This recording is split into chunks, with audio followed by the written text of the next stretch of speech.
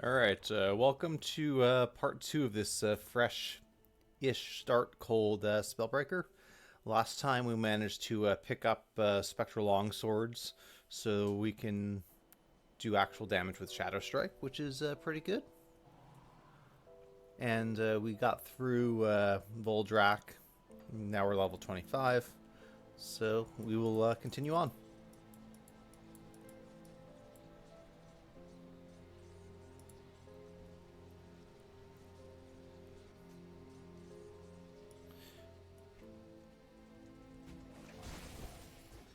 So normally you leave a portal roughly here to get to, well, I guess if you have a merit you don't, but on Ultimate you'd leave a portal here to sort of midway point between Homestead and Pine Barrens. But we also, and I guess we can do that, we also are going to need to craft some dynamite.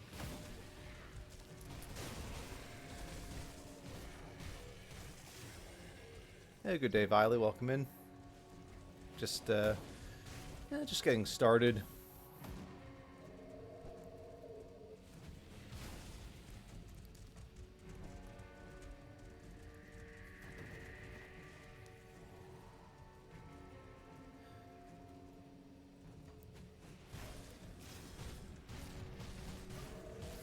Cronley did not, no.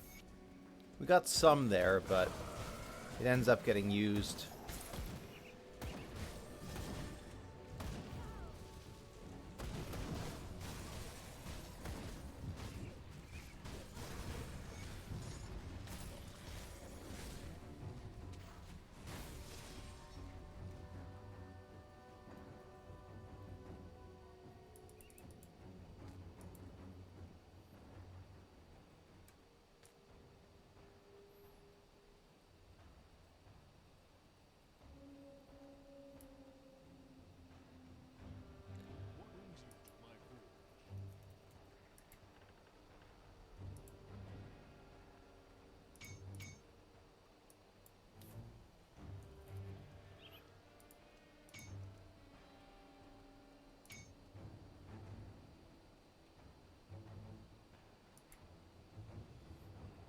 Yeah, we had one dynamite left, so we needed to craft some more.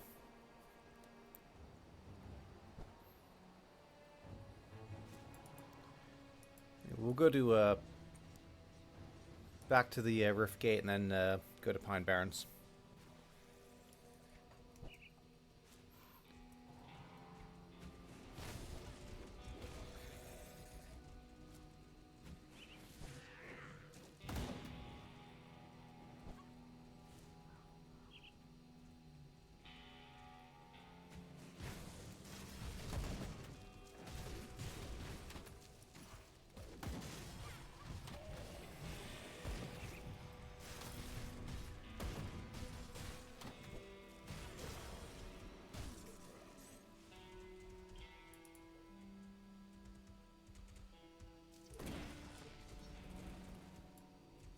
Hold on, let's take a quick look here. Alright, Spectral Longsword, Gargoyle Gaze, Shore. Yeah, Moosey Shoulders, Storm Reeve, Death Whisper, Gargoyle Belt, Calamitous Desires for the plus and the Flat Cold. Oh, it also has DR to Ring of Steel. That's kind of nice, actually.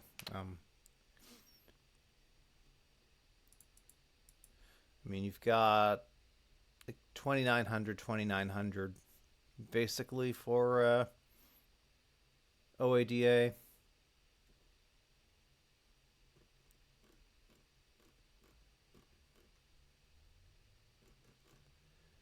I'd probably want more OA than DA, but otherwise that's fine. And Ring of Steel is just one pointed here. Pretty much, yeah, everything's one pointed. You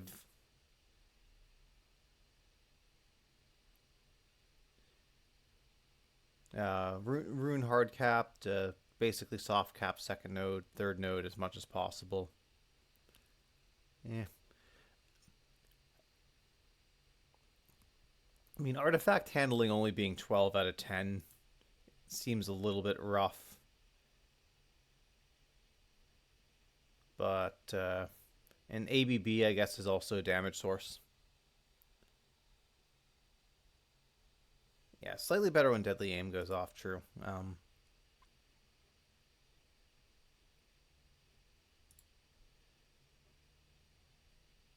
Oh, and you do have a bunch of DA shred from the Biting Cold node of Rune of Hagara. That's fair.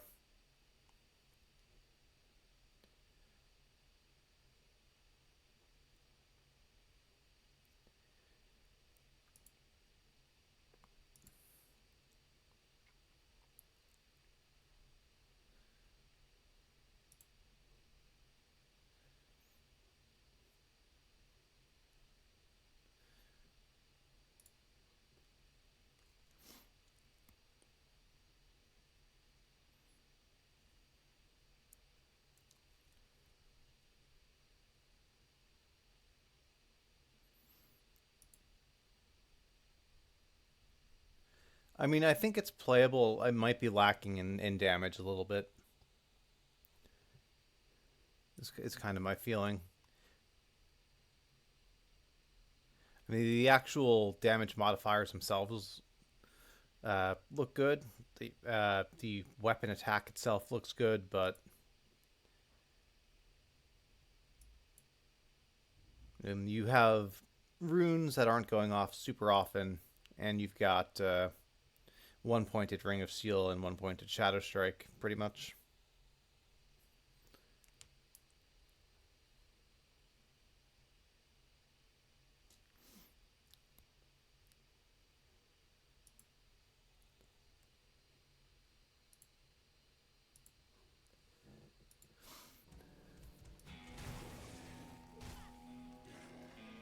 Like playable, but not super exciting.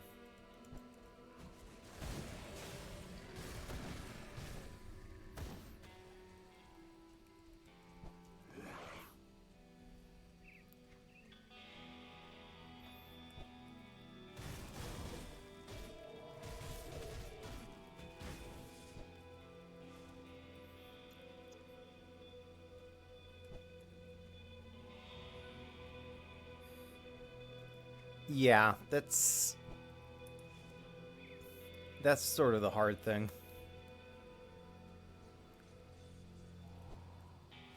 Alright, so in Pine Barrens, we are going to get Manticore Venom, kill a boss called Megara, then kill Bloodbriar,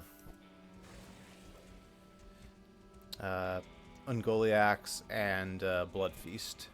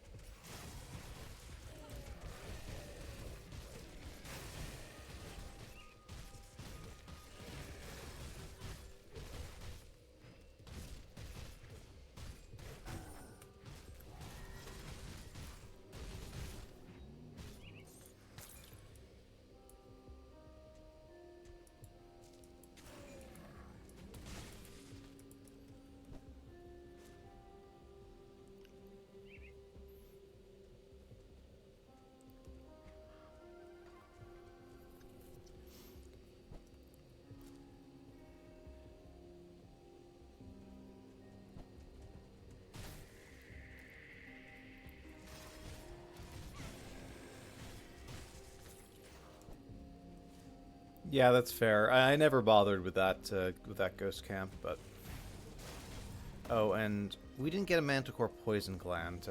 Almost forgot that.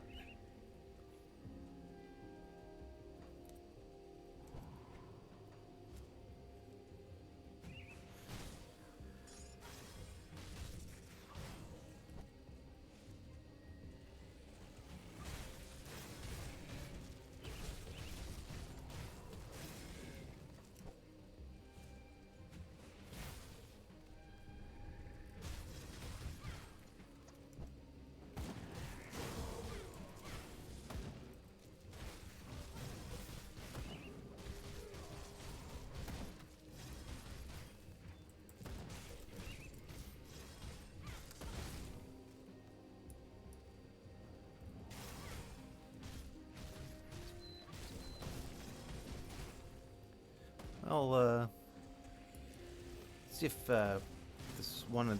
No.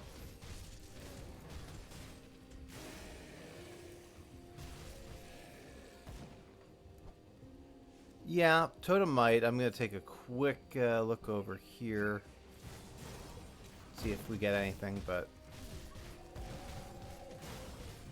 yeah, we will do the Totem anyway.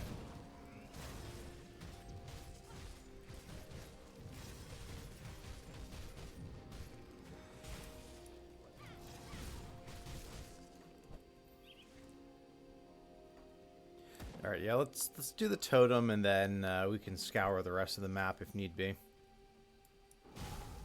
Oh, excellent.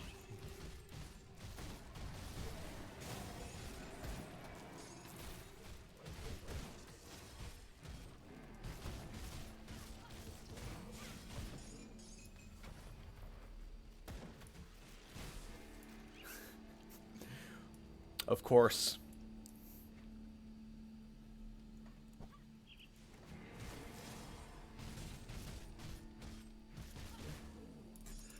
All right, finally.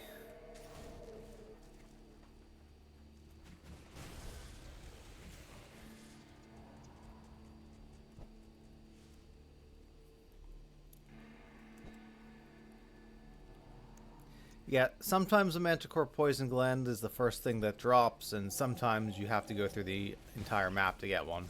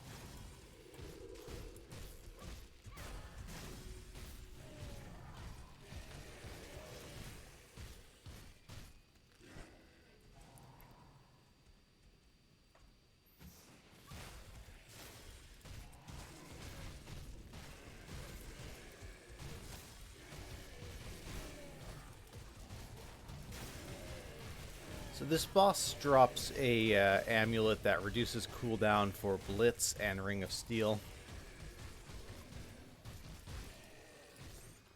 And it's actually a pretty harmonious to the board. A pretty nice roll. It would give us health, poison, elemental res. Yeah, you see minus 1 second recharge to Ring of Steel. So it's a pretty nice item. We're not going to use it on this build, but it's definitely something you can play around with as a Nightblade, especially if you use Ring of Steel more than we do.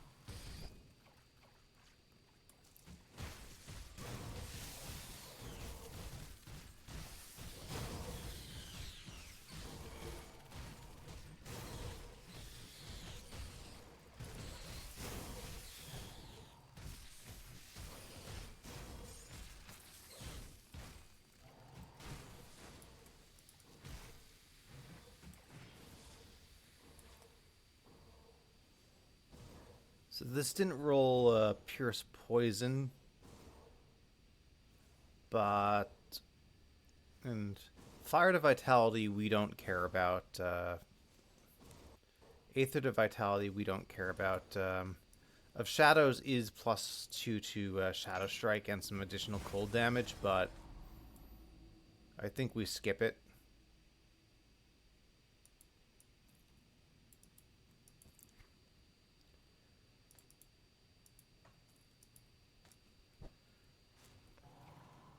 McRib, welcome in.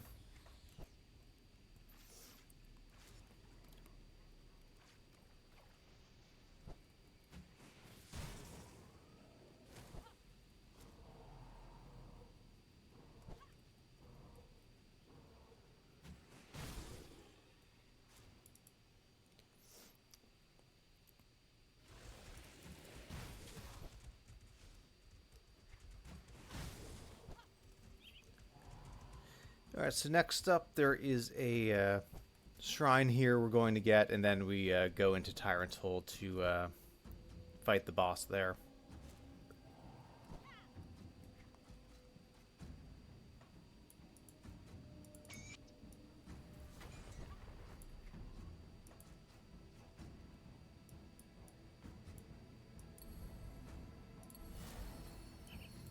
Alright, now we'll be able to take either Behemoth if we want more health and armor, or we can take Rumor, which also gives us health and gives us cold resistance reduction, which will make our cold damage stronger. We can go either way for our next devotion.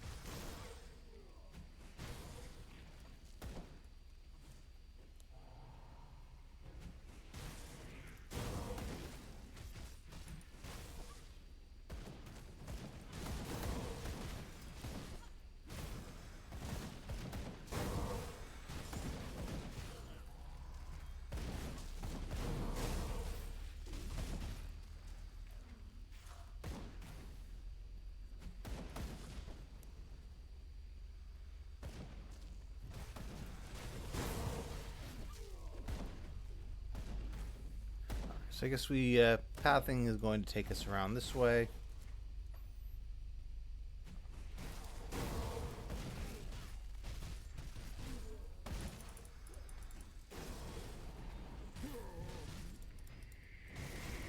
Alright, I think we also need to start putting some more points in Shadow Strike. The damage is falling off a tiny bit.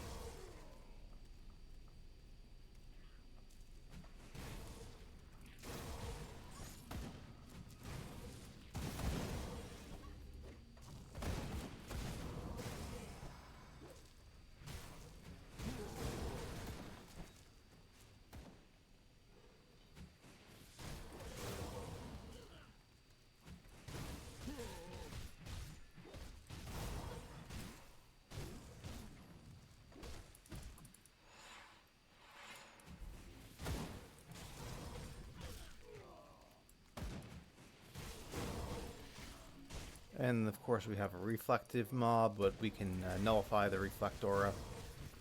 Or we could nullify the damage that we were dealing to ourselves, either way. Alright, we have Another dynamite, which this is actually pretty valuable when you're doing a fresh start.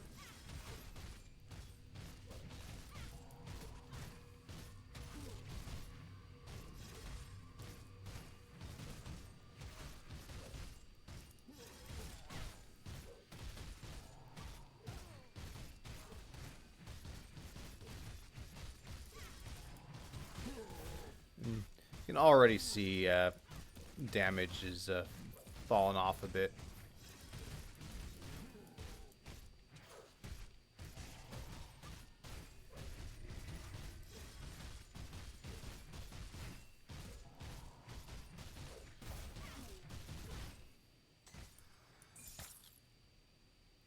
Shroud of Decay, it's a terrible roll for that item.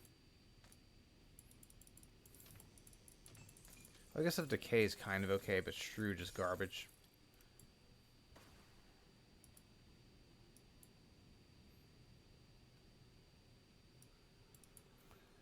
Anyway, we'll go to Pine Barrens and turn these quests in.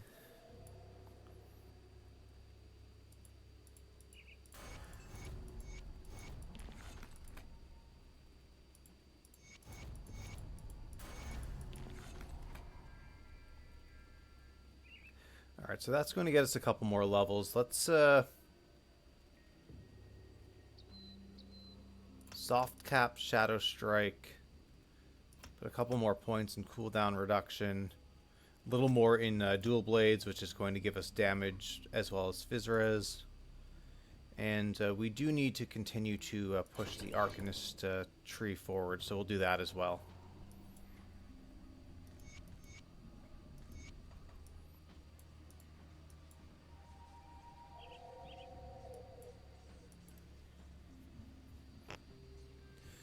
Now we'll go back to Ulgrim, tell him that we have the Homestead Rift Gate. So how doomed good work.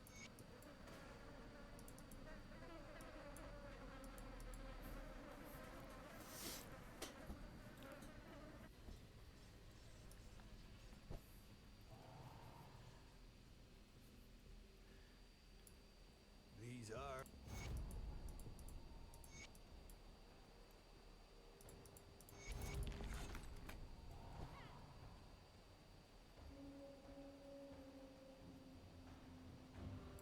I wasn't sure you. I wish I'm going to.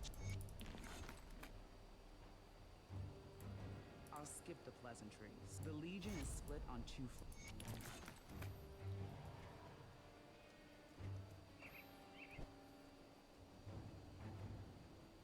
I believe I did, yes.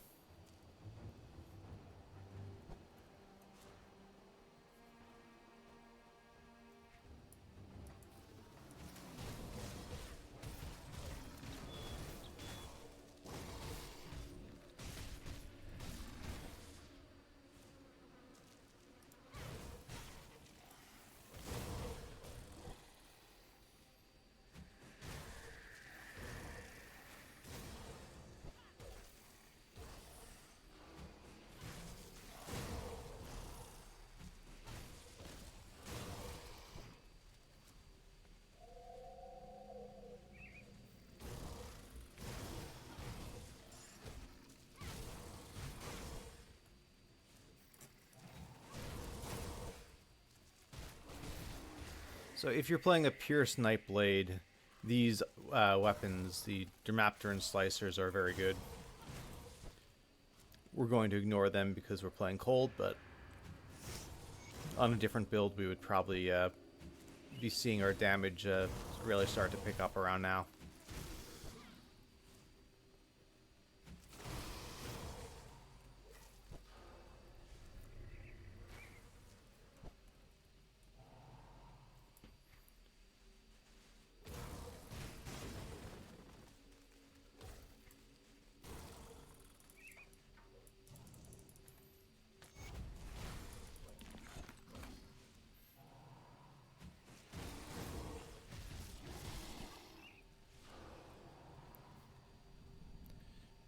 Morning, Captain Keen. Yeah, we're just doing a fresh start, but yeah, old reliable cold Spellbreaker.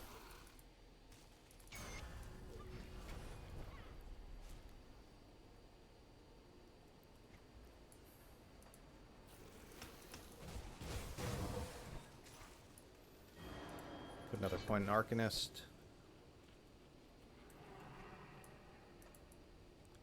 Yeah, our Aether and Chaos Resist is pretty terrible. We might want to do something about that at some point before that gets us killed.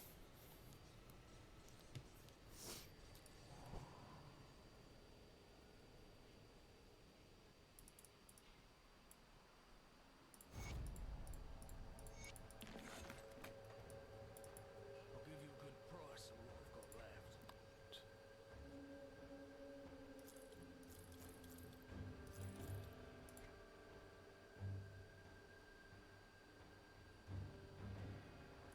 The Explorer set is decent for leveling. It's just not as good as anything we have at the moment.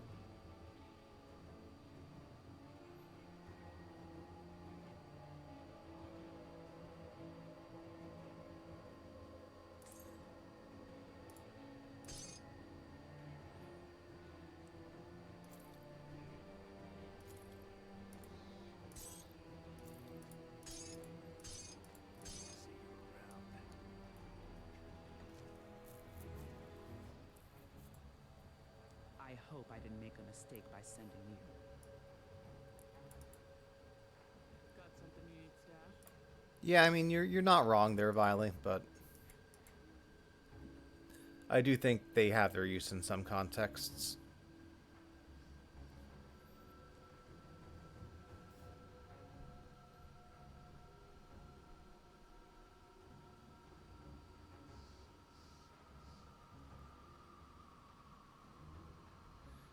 You know, the gold band we have now does give us +2 to Shadow Strike, but I'm not sure the Cronley ring is necessarily an upgrade. The Circle of Slaughter is a second note of Ring of Steel. It gives us some additional chance for enemies to fumble attacks, which is good, but I'll keep an eye on it. I don't know how badly we need that at the moment.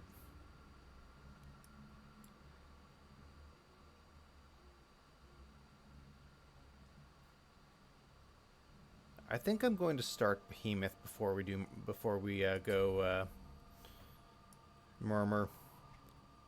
Behemoth is the more defensive option, so that's going to win out for now.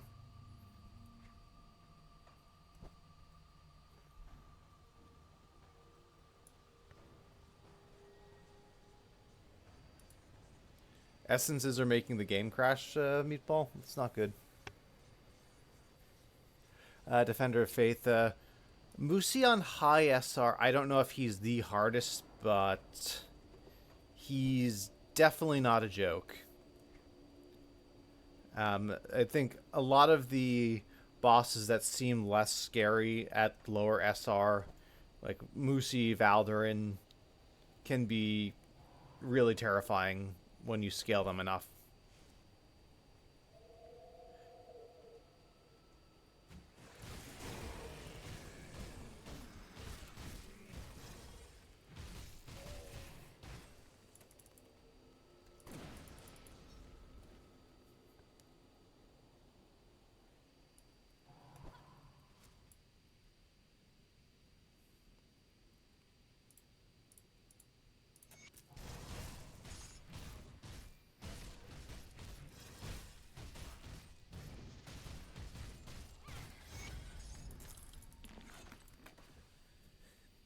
Yeah, there's a lot going on in the Moosey fight. You definitely want to have maxed freeze res among other things, but even then, you kind of have to be careful.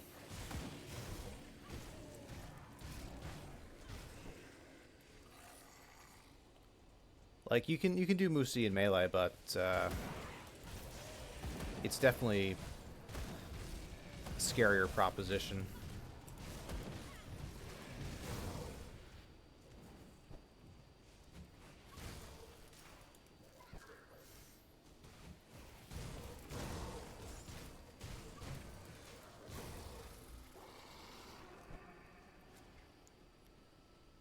Have you reported the issue to Rect or anyone that might be able to look into it, Meatball?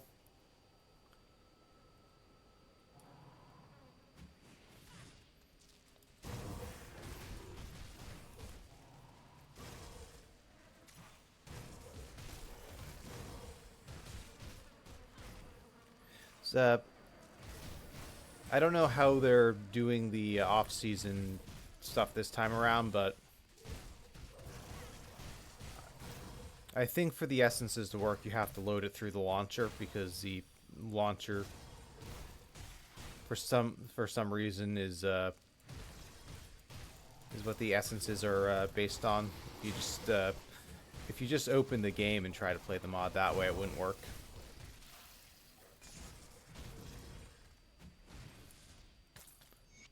But again, I don't know if that's the specific issue this time around.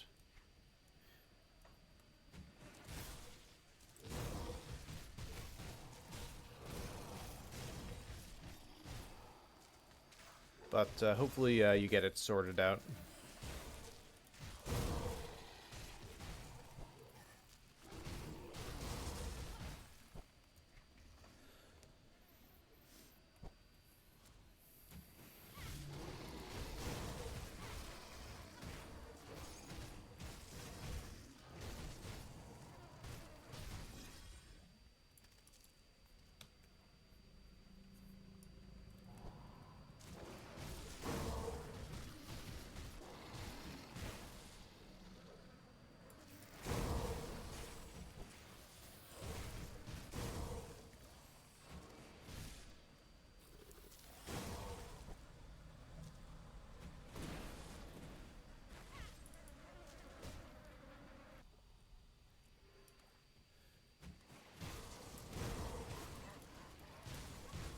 Gotcha. So, yeah, let us know how that goes.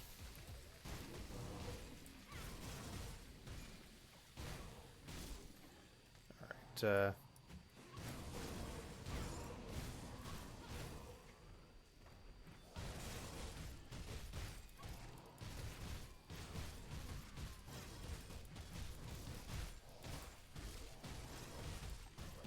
Let's see if Gallus wants to vigorous of protection. I mean,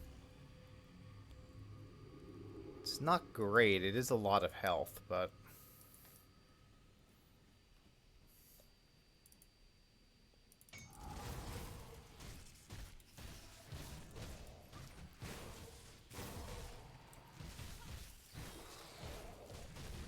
yeah, the oppressor should be a fun build no matter what. But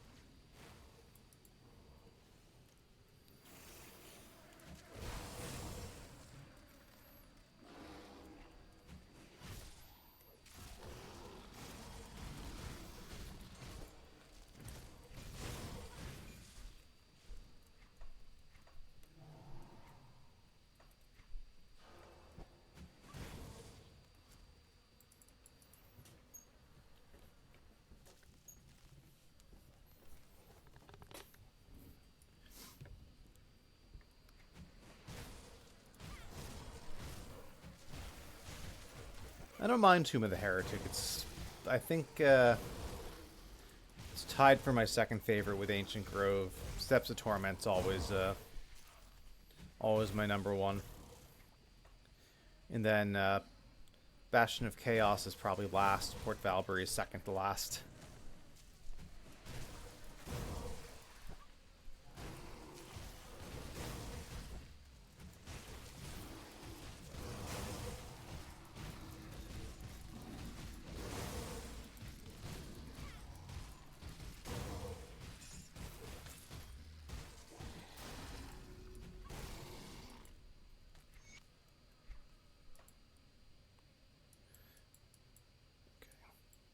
So this is going to get us 300 flat health, which is pretty huge for us at this point.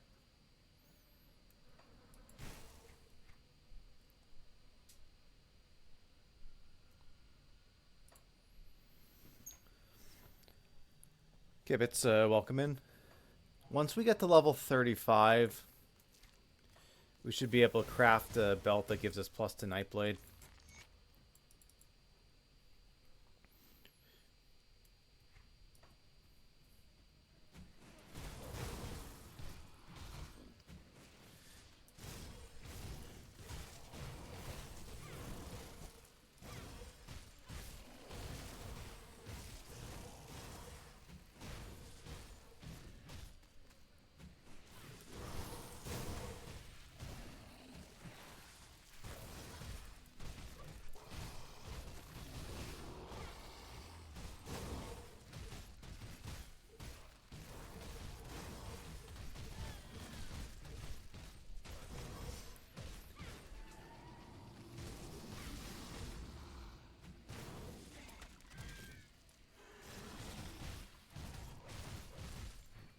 So if we don't kill this boss fast enough, she's going to try to drop a bunch of rocks on us. As you see there.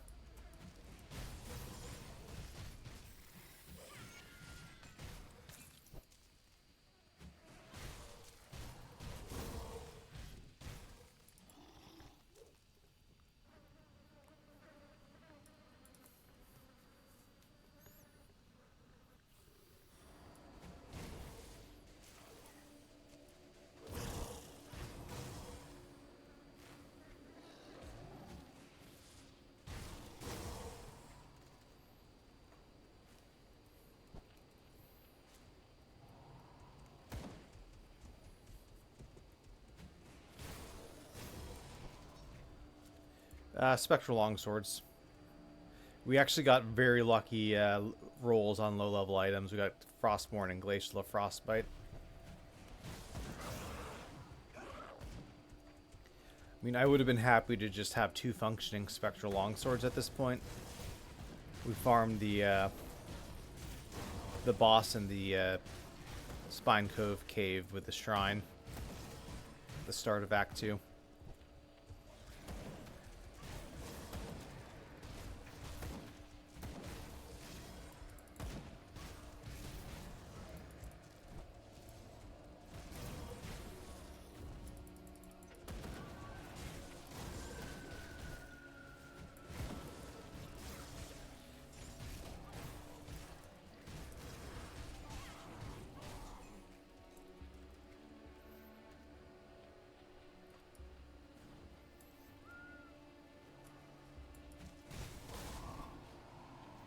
Okay, he hurt a lot more than I was expecting. We're gonna mirror here.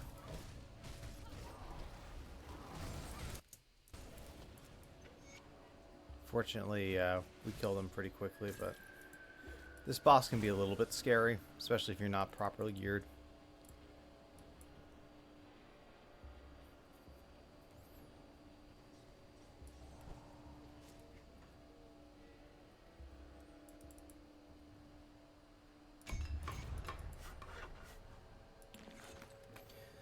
So yeah, we are going to take a while to get to Honored with Homestead because we don't have the merit. Or, we know the merits and faction mandates, which are usually what you take when you're not doing a fresh start. And that'll get us to Honored a lot faster, but Okay, so we side with one of these two. We're going to pick Death's Vigil.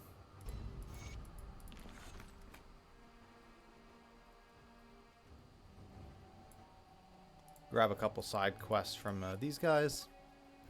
And give Dahlia her diary, or Dela her diary back.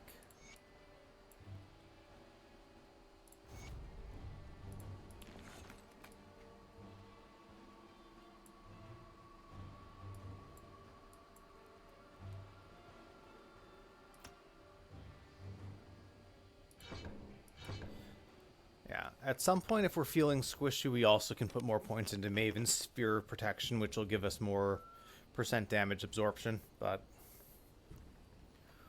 for now, let's actually... Alright,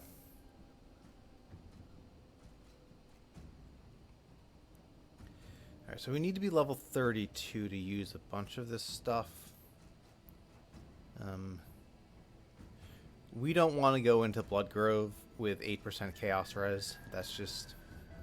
that's asking to die. So...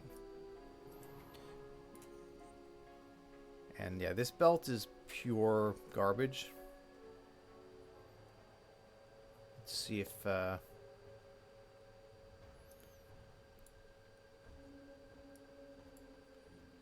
anyone has... any... okay.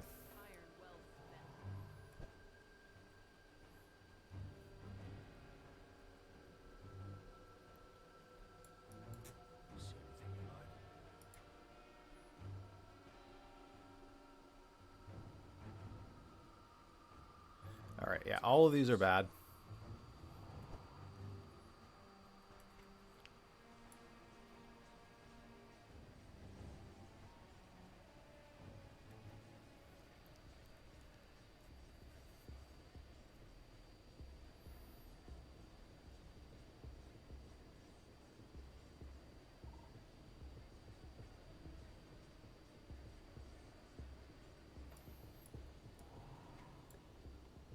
Zaki, welcome in. Alright. So we have some choices here now. We can... I think I'm going to put these shoulders on. They're a little better than what we have. And we have a crafted silk swatch component, which... we talked to Darlet. We can use salvage to keep item, keep add-on, or if we had an augment, we could remove it. We're going to keep the silk swatch. Put it on here. So it'll give us a bit more armor.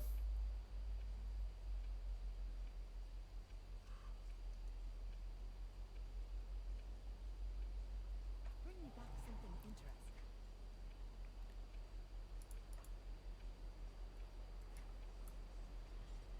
And Come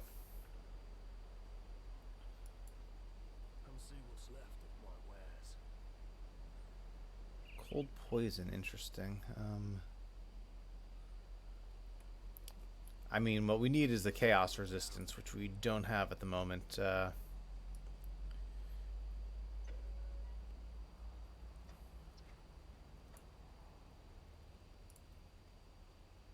do the best I can with what I've got.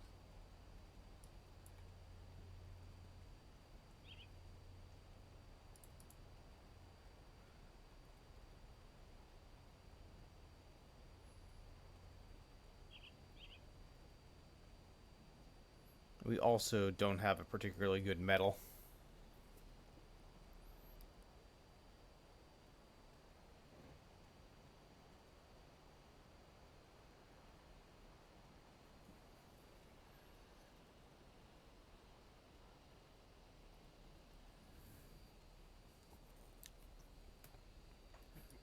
Don't get killed.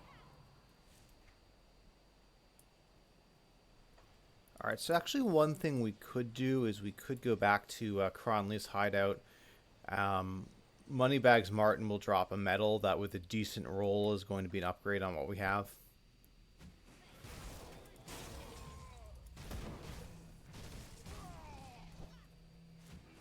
We could also probably kill Cronley again. And see if he drops a decent ring. It has, I believe it has +3 Circle of Slaughter, which is the second node of Ring of Steel. So it has some use for us.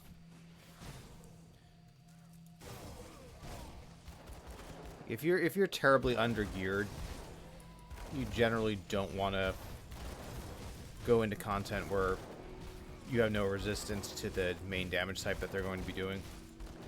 So that's why we're being a little bit cautious and picking up some upgrades. Okay, Impenetrable of Scorching is about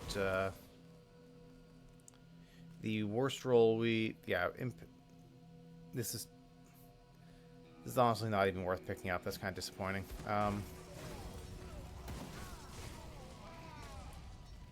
Okay, Ascended Cask is going to give us... this is actually kind of nice. We lose some poison res, but we don't use the Flat Aether. But +3 to Maven's Spear of Protection and attack speed and armor increase to Maven's. It's pretty good.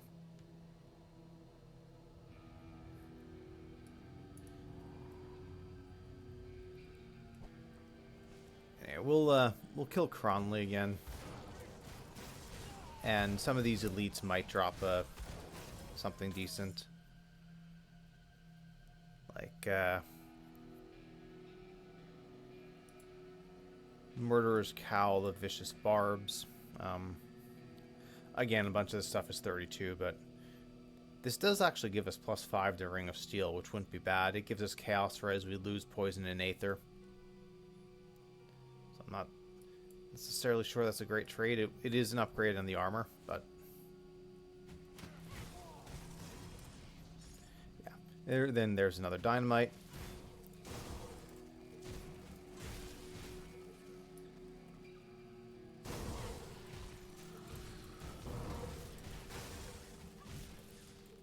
Yeah, the Pierce mobs in Arkovia are pretty rough.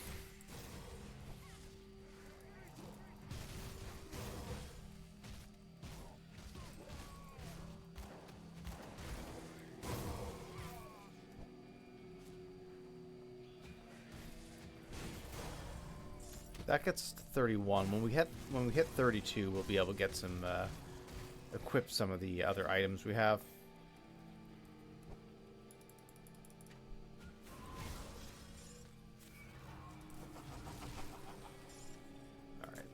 His shield's up. We can't really do anything to him while that's happening. Oh wait, that's not true. We have nullification, so we can actually nullify his shield, which is pretty handy.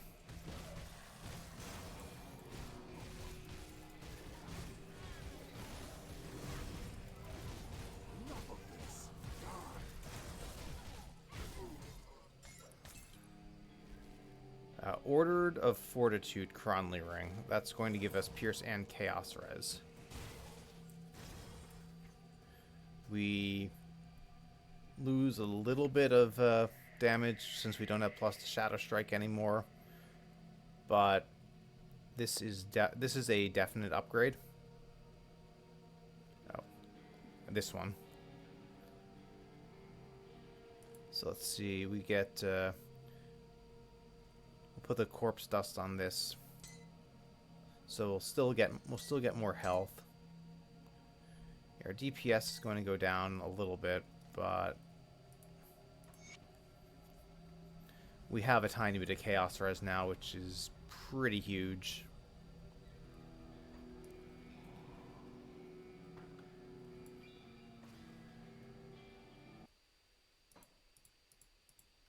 Let's actually reset again, see if we can get a decent medal.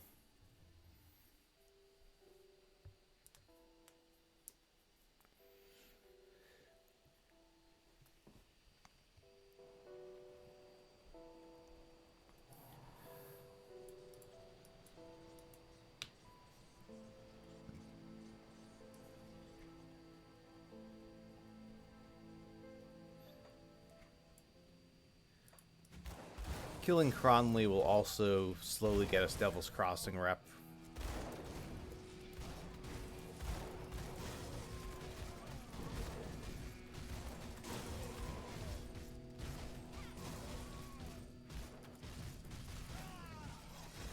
Mystic of Decay, again, that's basically worthless.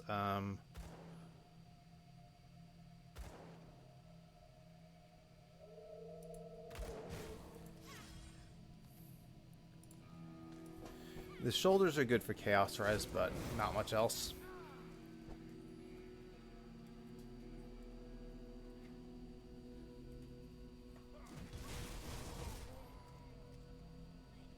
We've still yet to actually find a good component for our chest armor. Welcome in, Frowsy Dark. Okay, Impervious Ascended Cask of Heroism. Hold on, is this... Alright, so it's not good Impervious, but... it requires level 32.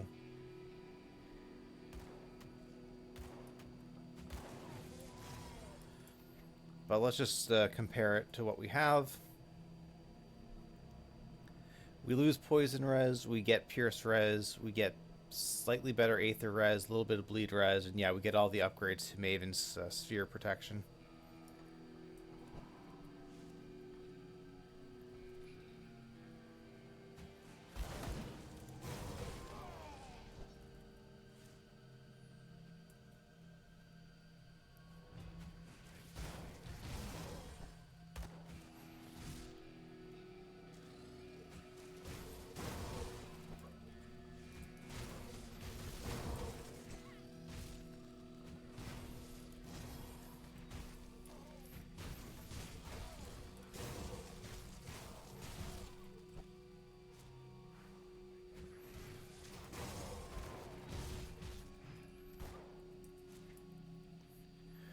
Our pants are also pretty bad.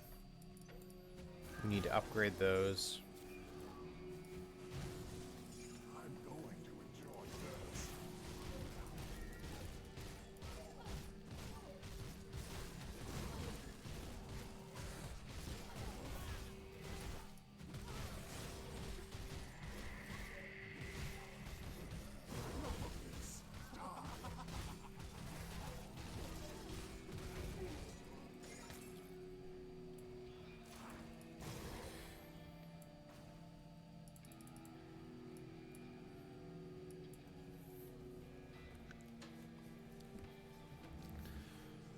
Okay, so another thing we can do, and this is potentially a little bit dangerous with our... Actually, I am going to craft a anti-venom salve. This is one of those recipes that's available from the start.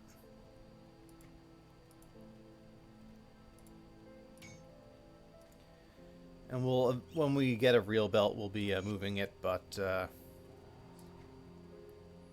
in the meantime, we're going to go into the slightly sketchy area.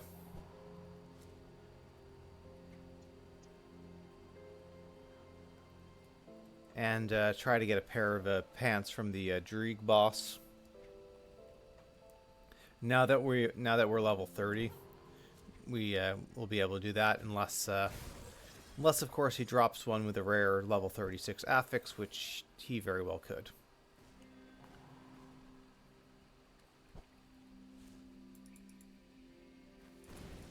This is also a good area to farm Rift Scourge Slicers if you were doing a Acid Nightblade. Yeah, you see all this poison floating around. We want to be very careful.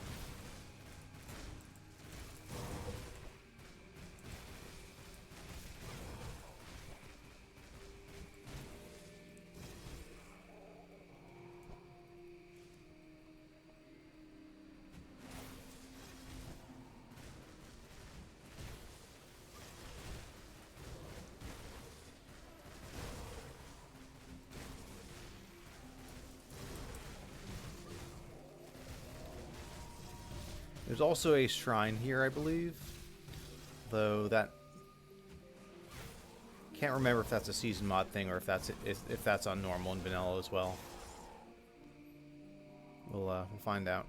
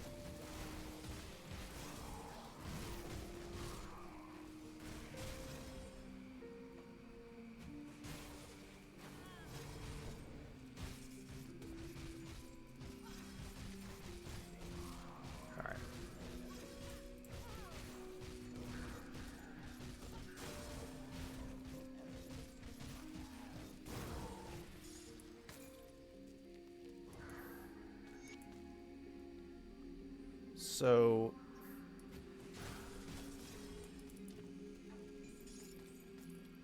this might be the absolute worst roll we could have possibly gotten on this pair of pants. It's 2 affixes that boost spirit and a low OA roll, so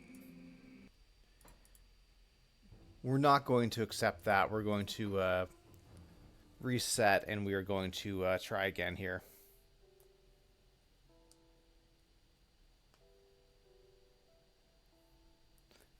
Clean install did not work, Meatball. Sorry to hear that. We're going to put more points in physique because endgame, there's a good chance we'll be wanting some sort of a heavy armor.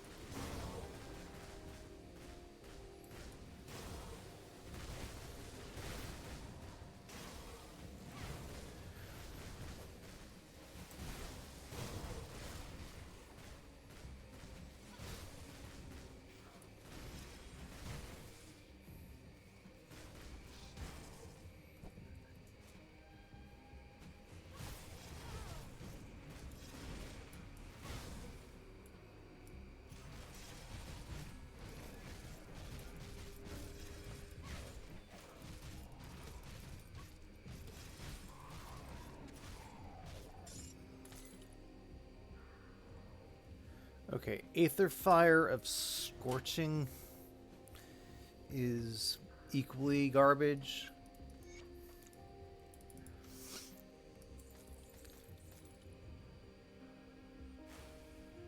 So yeah, looks like we're resetting again. I mean, I don't even need a great roll, I just need a usable roll. Hey, good morning, Rainan. Welcome in.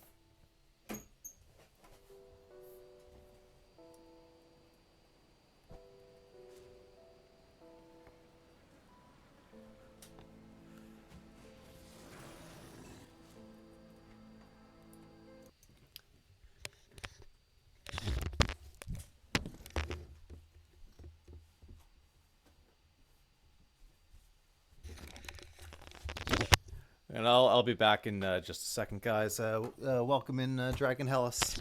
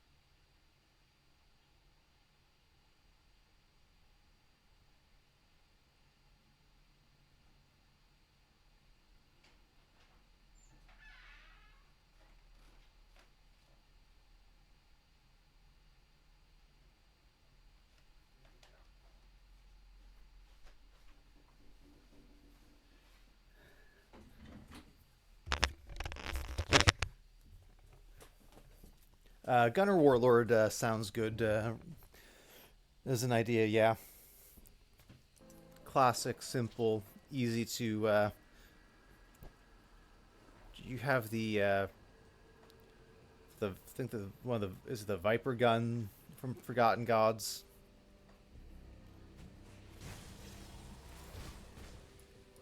So it's easy to level, and then you can figure out what you want to do for endgame.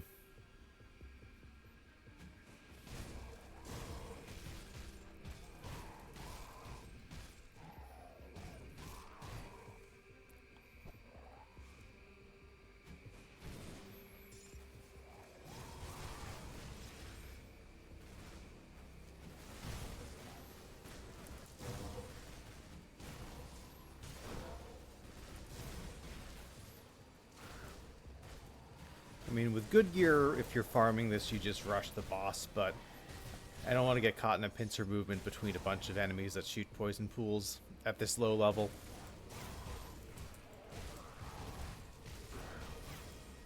So we're going to take it slow, and hopefully the third time will be the charm for Dreeg boss here. Drop us a usable pair of pants.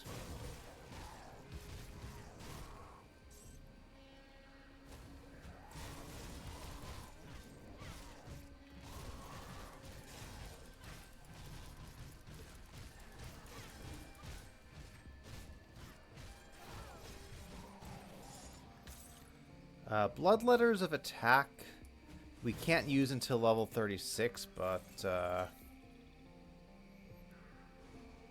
that's at least playable. So we'll stick with that for now. And we have no chaos. Well, we have some chaos res, but not enough that I want to fight the Soleil boss.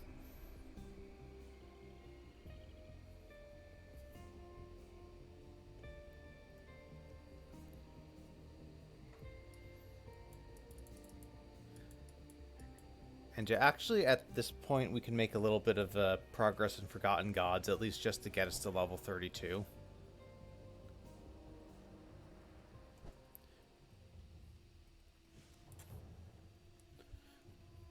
So I want to be able to equip the next level of gear before we go into the Blood Grove.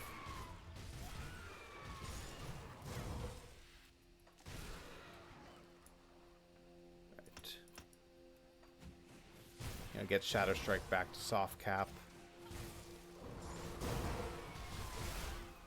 I believe once we're level 35, we can do the quest if we're honored with Devil's Crossing. We're not there yet, unfortunately. And we need honored with Homestead to even get additional Devil's Crossing rep. I was gonna say there's the final quest Kasparov gives us, where we fight Elena the First Slith, and she drops a very good necklace for her Cold Nightblade.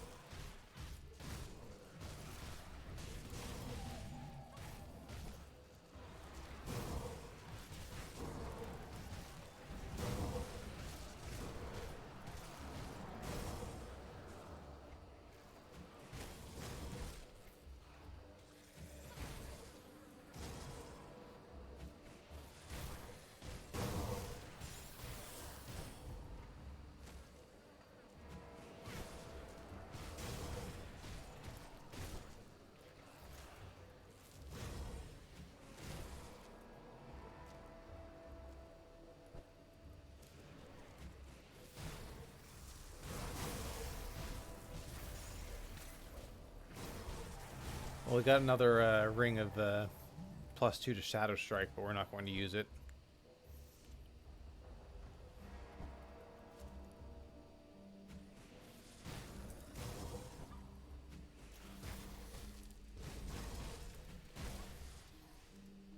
But we can go here and at least grab a quick shrine.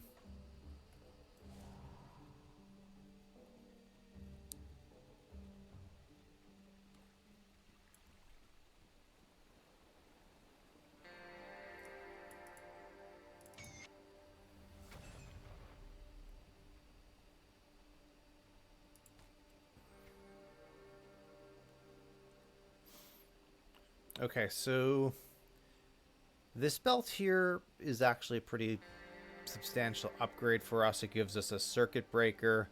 It gives +2 to Nidala's justifiable ends, which reduces cooldown for Shadow Strike. So we're going to hang on to this for probably a little bit.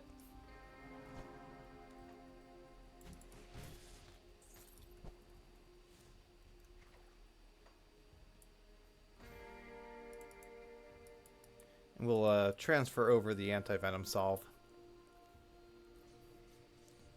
Should be close to level 32 as well, so we'll be able to start equipping some better gear.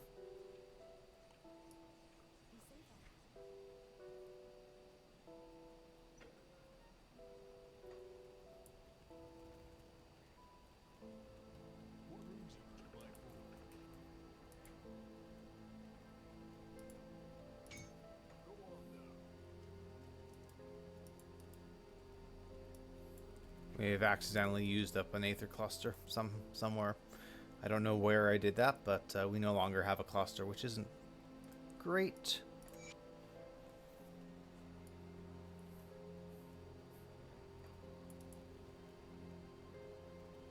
Scrap boots. Don't get killed out there.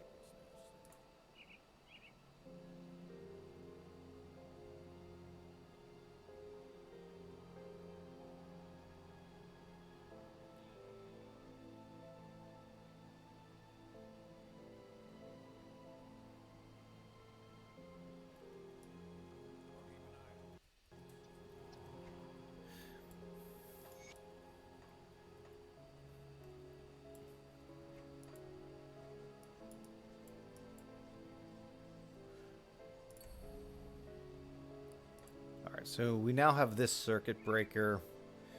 Our next node is going to be this % health and flat armor.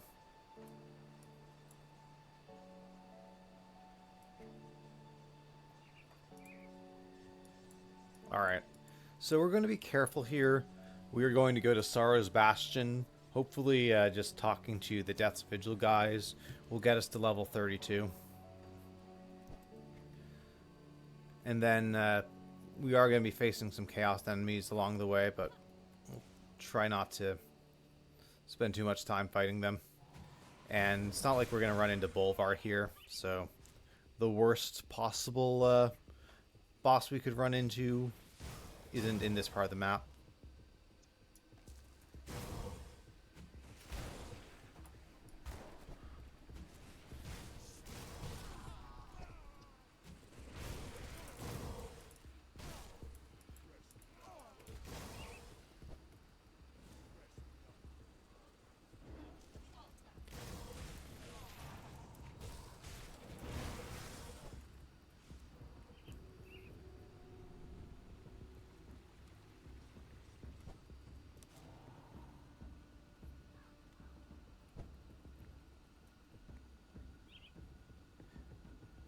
You are. I think you said this already, Meatball, but you are running the season mod through the launcher.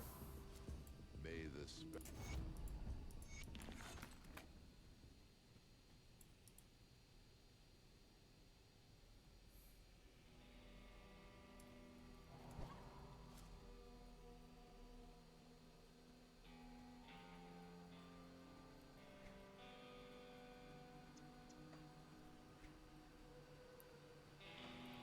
All right.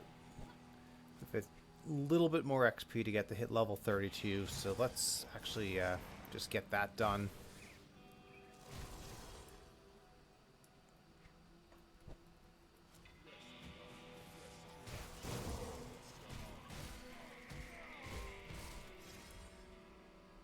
Jeez, you get no XP for killing random mobs with without Lokar and XP pots. This feels kind of bad.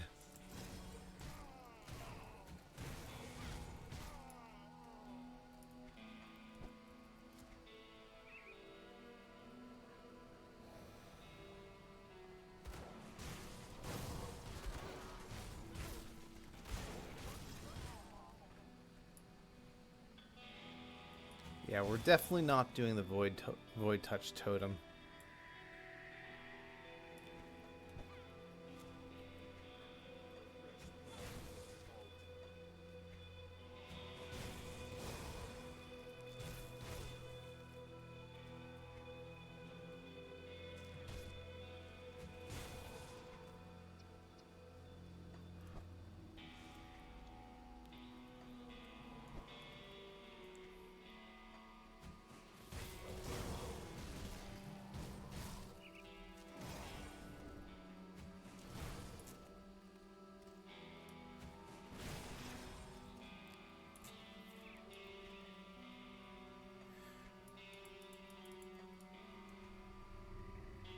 Alright, look, I don't really like this, but I think we just have to continue into Bloodgrove.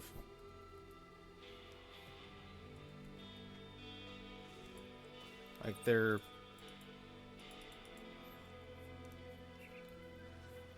just not a lot we can do. Chaos Res is very sketchy.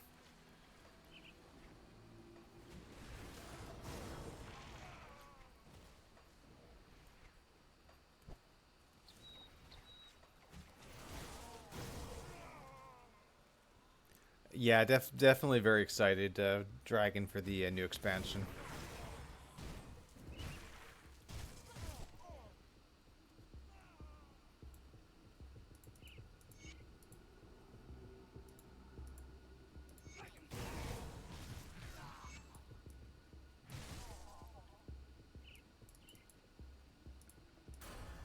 Alright.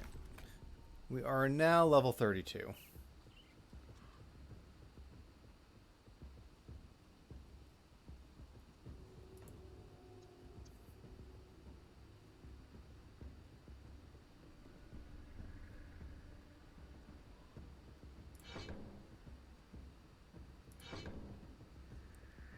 I'm going to put another point in Maven's, get up to 9% damage absorption, and we should also at some point start putting more points in this, but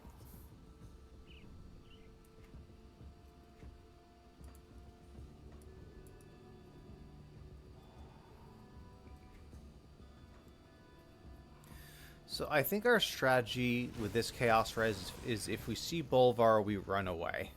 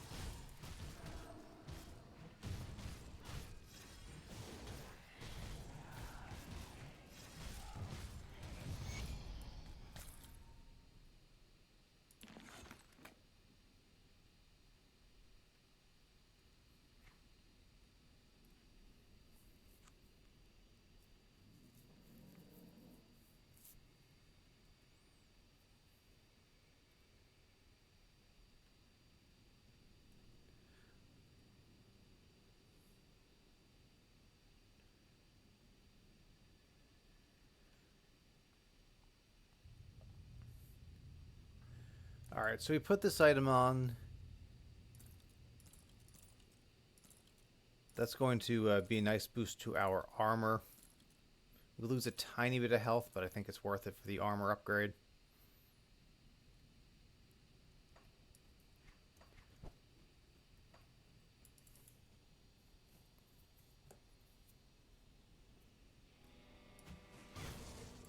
And let's see if there's anything else we actually want to use.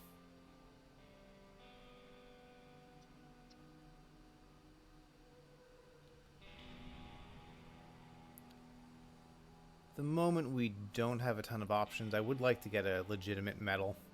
Like this is just hot garbage, but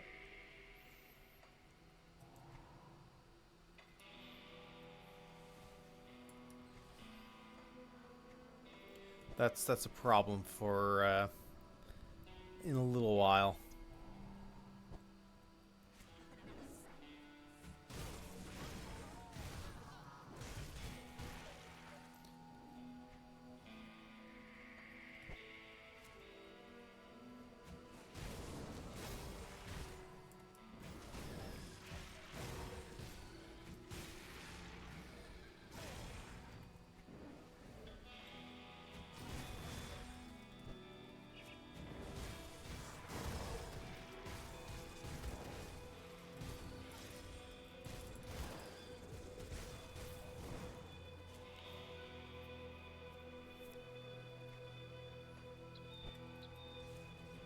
Okay, so this is the Bloodgrove Rift.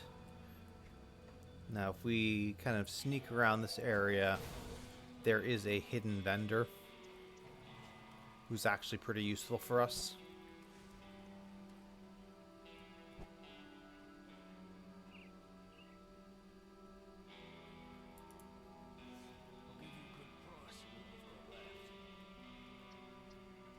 So this is a lower level one, but he does sell spectral longswords. Ideally, we want double cold affixes and a level 32 item, which will have higher base damage. Unfortunately, he doesn't have one of those at the moment.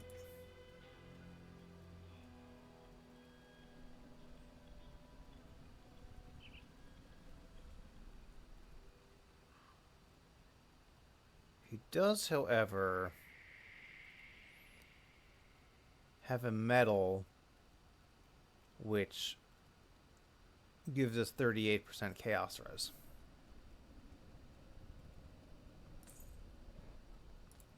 Which is a quick fix for what we need. So we're gonna buy this, equip this, put the wardstone from the other metal on it, and now we actually don't look terrible in Bloodgrove.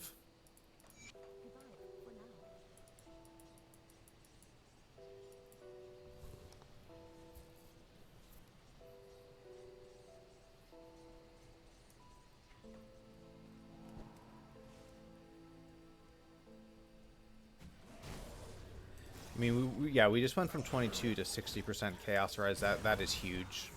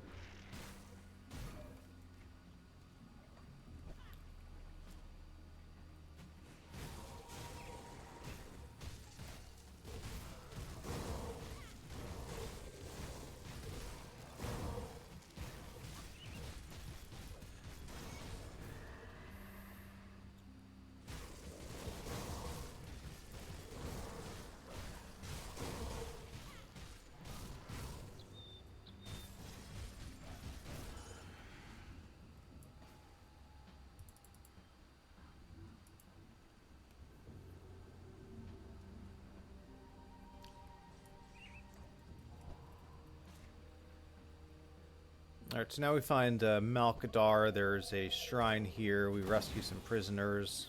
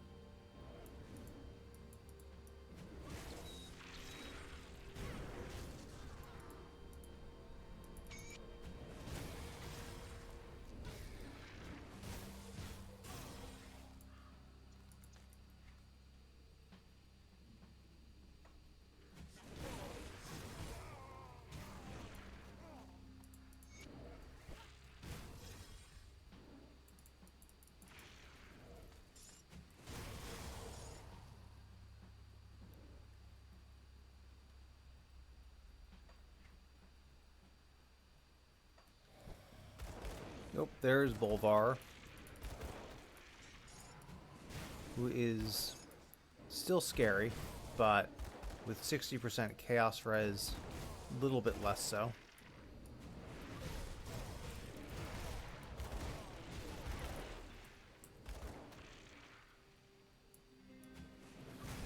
Still treat him with a maximum amount of respect, though.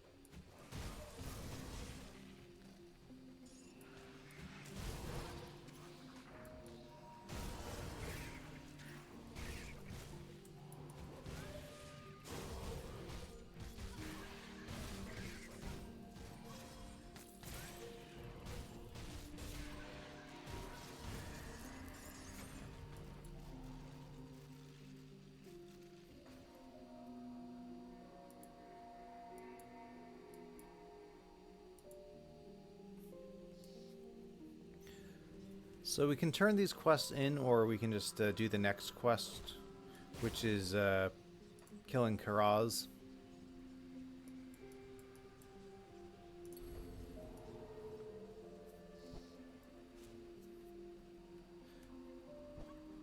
As you can see, our health is now 4,900 at level 32, which is kind of on track with where I want HP to be leveling in hardcore.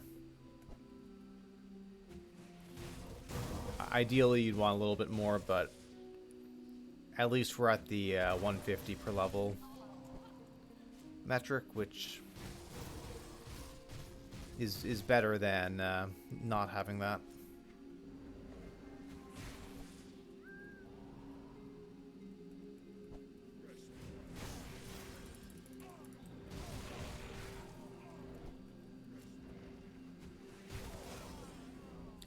So yeah, all these guys potentially, you can get some seals of binding, which are necessary for quest progression, if you care about that stuff. And I think if you're doing a fresh start, you actually want to do most of the quests.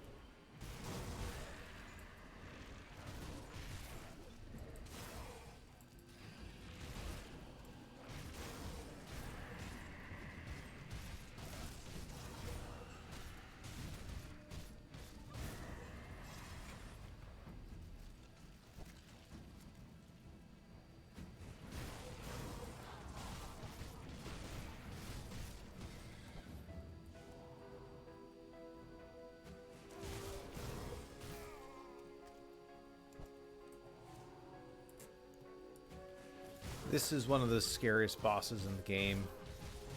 If you see the crystals run. Fortunately, we killed her before she spawned her crystals, but those crystals, especially if you have low chaos res, can easily one-shot you. So, don't die to that.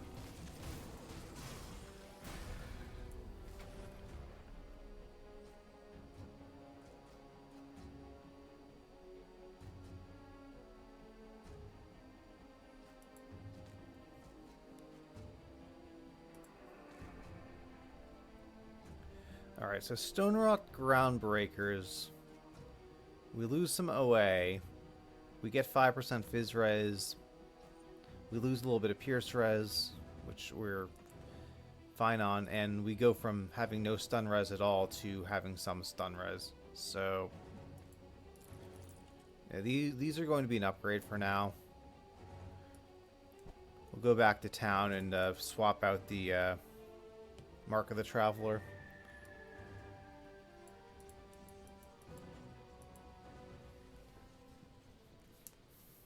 Those Marks of the Traveler are pretty common, though, so we can always just see if we have another one in the stash and not worry about troubling the inventor.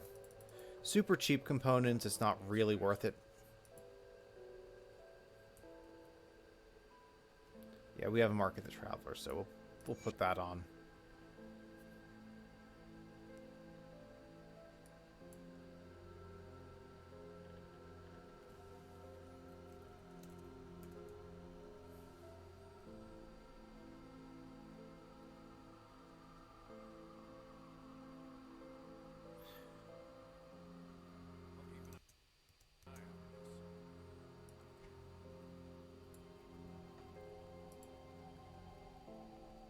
Scrap a little.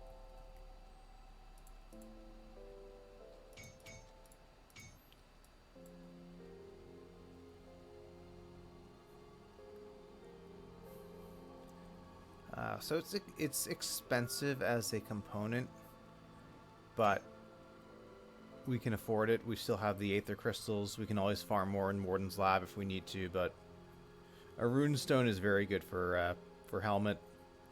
Has Poison, Aether, and Elemental Res.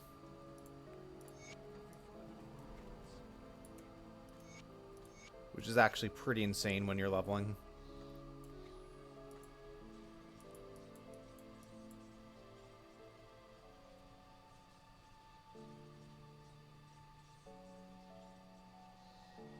Alright, these last two nodes are health regen, which are kind of whatever for us at the moment. So we're going to start on Murmur. We'll get damage and resistance reduction.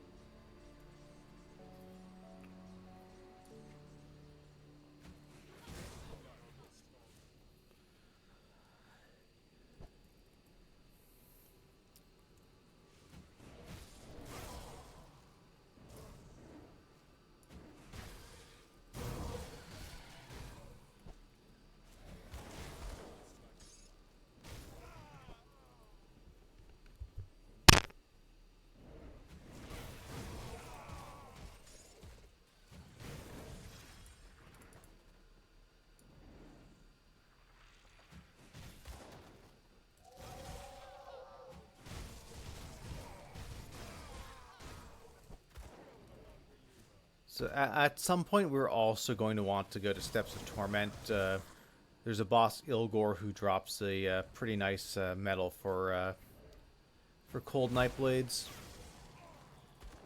But we don't want to do that with no freeze res. So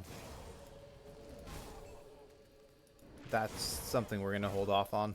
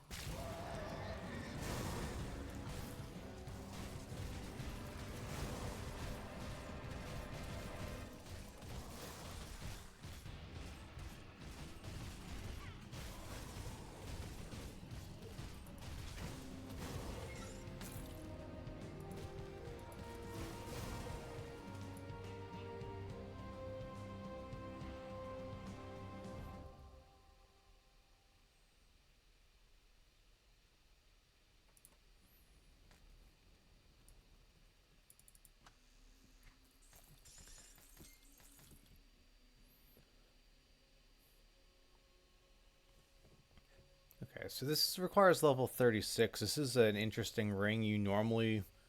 It's a pet ring. In this case, the prefix liches is giving us pierce and poison res, which is pretty nice. And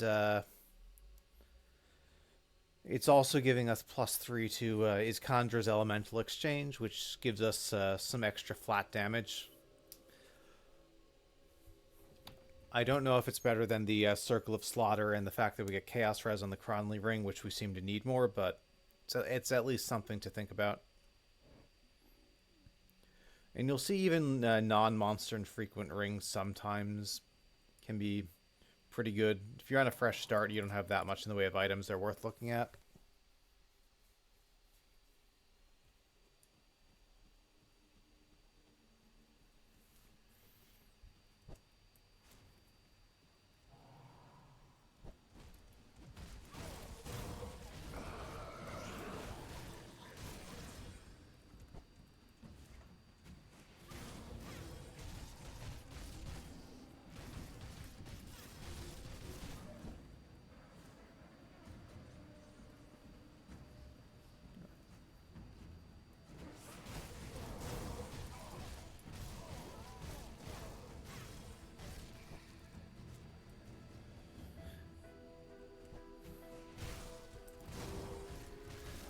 So yeah, we want at some point to go back to Homestead and turn in a bunch of quests, but we can also grab a couple more Rift Gates. There's also an additional shrine on the way to Fort Icon that we can get.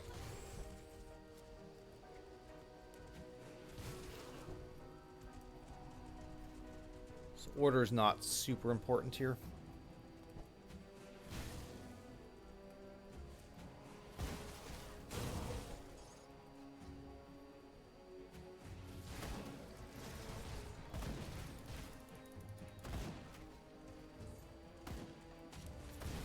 Give me a sec. I'll get the next Rift Gate and get to a safe area, and I can quickly share the skill tree. Sure.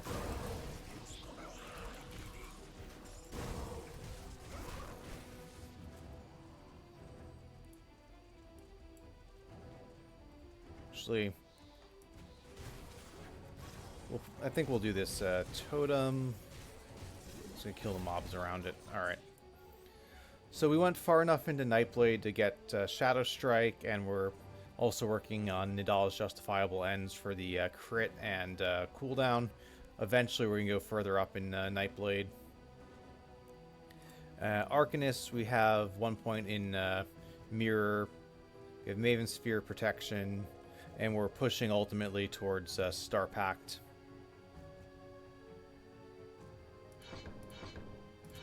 So like next level, we'll be able to start getting some crowd control resist from conversion, which is pretty huge for us. And yeah, our Spectral Longswords, which are Shadow Strike cold weapons, are our main source of damage.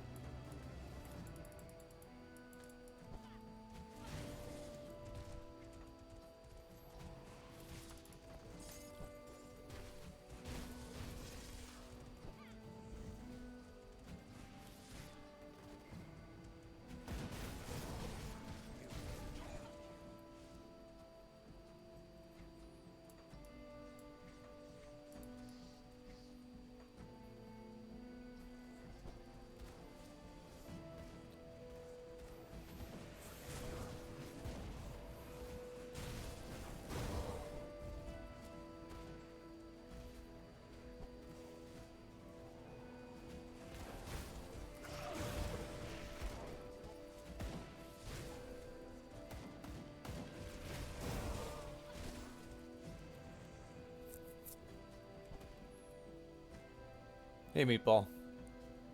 You got it fixed. Excellent. Glad to hear that.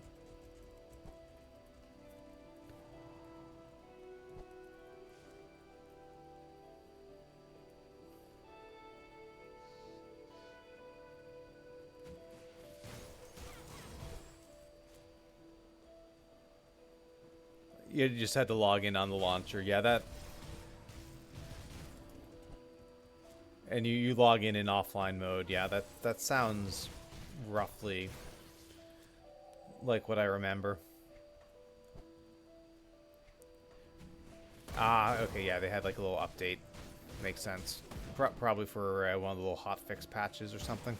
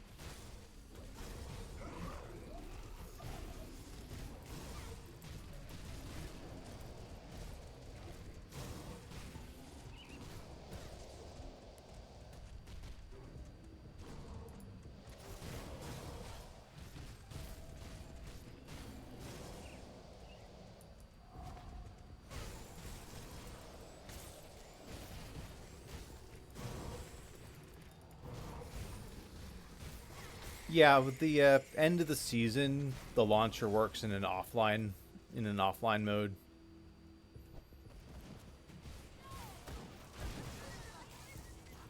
They did the same thing, I think, as after season 5. Season 6 they didn't because the 121 patch kind of broke the mod.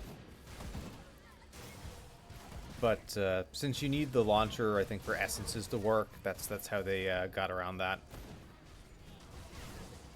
The actual competitive season is still online, but if you're using the mod after the season ends, there's an offline mode.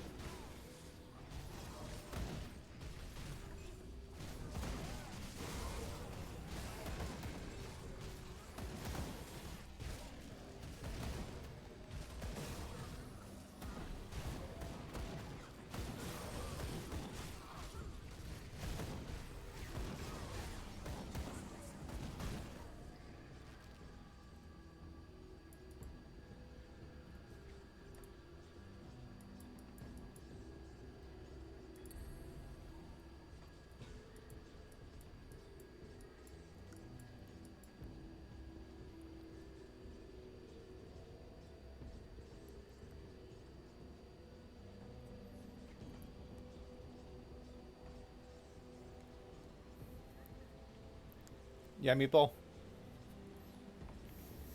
It's a pretty good community we have.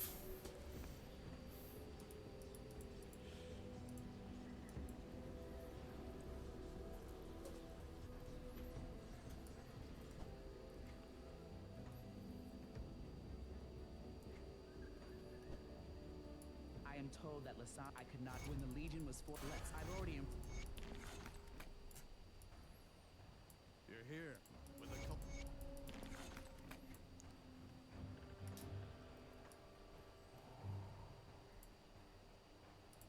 Come see what's left of my wares. Iron well spent.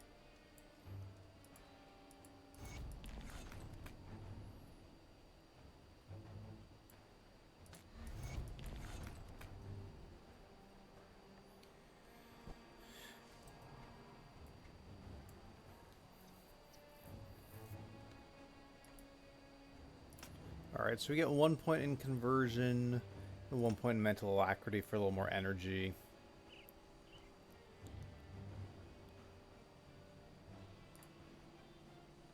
Geez, not having +1 to skills anywhere feels so bad. But that's just fresh start things.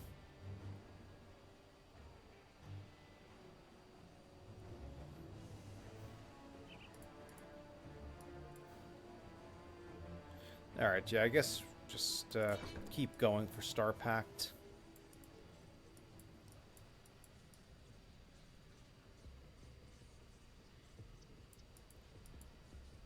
And, alright, we have plenty of Seals of Binding to do the Sar's Bastion quests.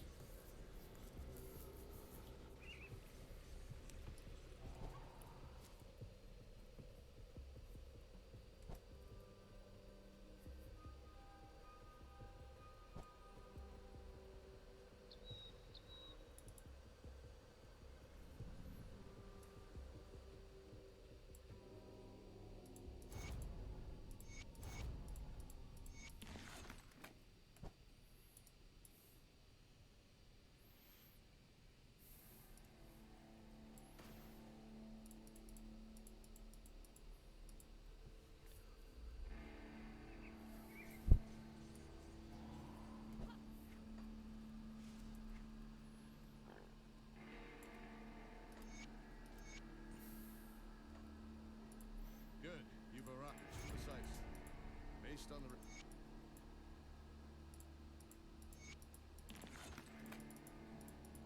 Prepare.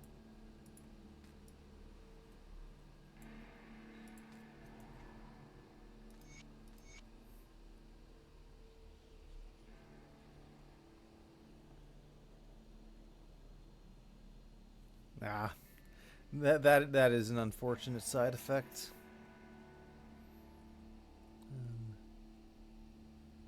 Okay. Let me... Is there anything that helps me with 8th Res for going in and fighting Lucius? It's a little unfortunate to go in with low 8th Res, but it's like on the one hand, it is normal difficulty. On the other hand, you want to have good habits with this stuff.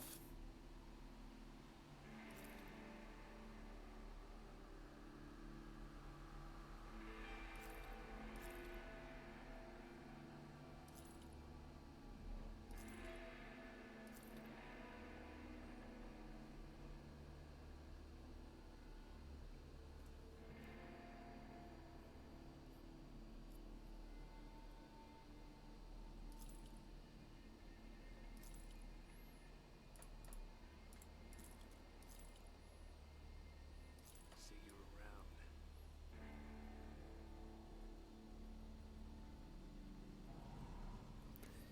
Yeah, you can absolutely get one shot in normal. That's why I'm a little leery here. But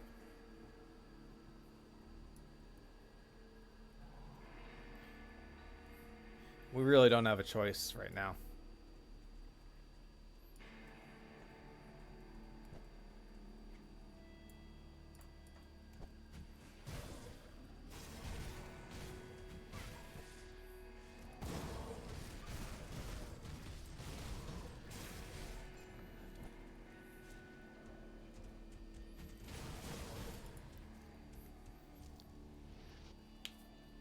I don't think we're quite at Diablo 1 levels of bad here, Kibitz. We're just being cautious.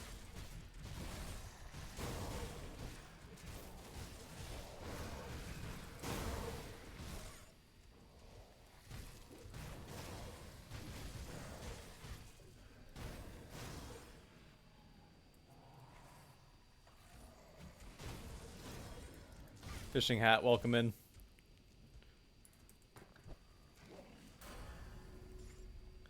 Okay, that gets us to level 35. 2 more points in Arcanist. 1 more in Nidala's.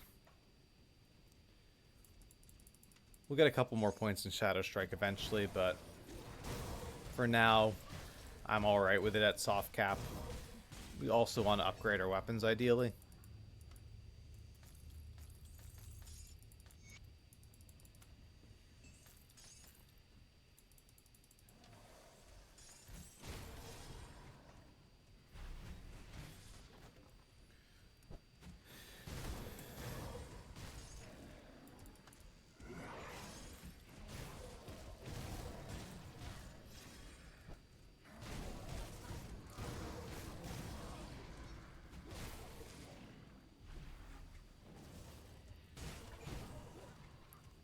Oh yeah, Arcovia with no Pierce res.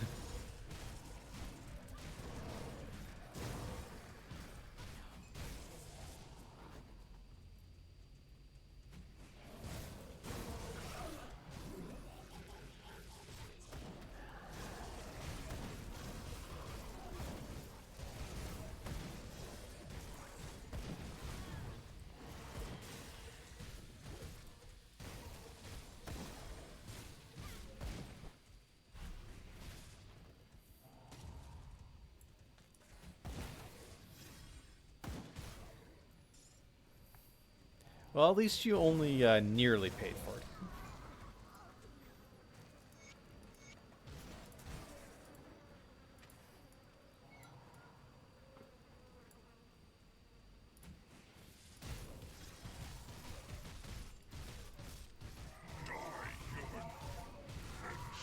Alright, we mirror.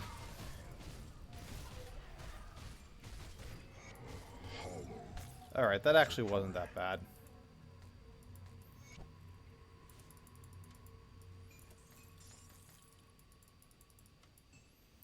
But if you respect the boss enough to know what they can do, they're less likely to do it to you.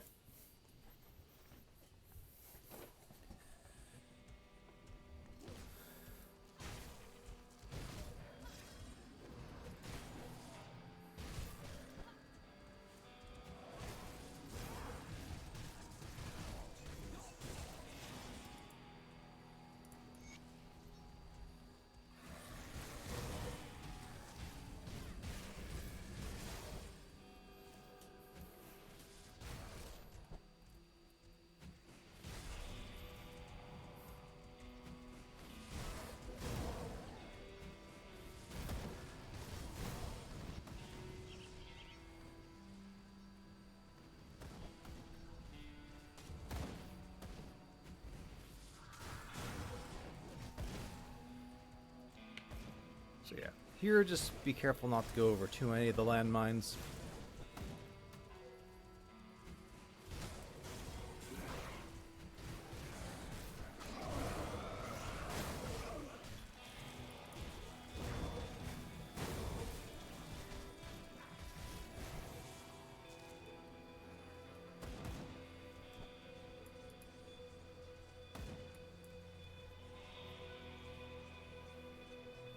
Yeah, it's easy to forget to use components.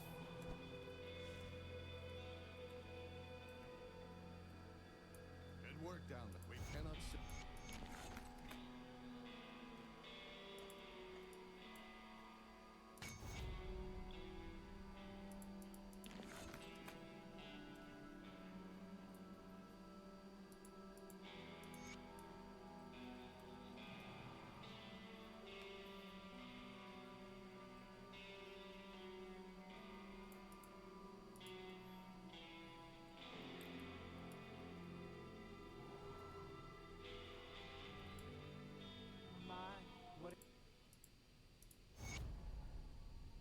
Unfortunately, we lose Black Legion rep for not killing her, but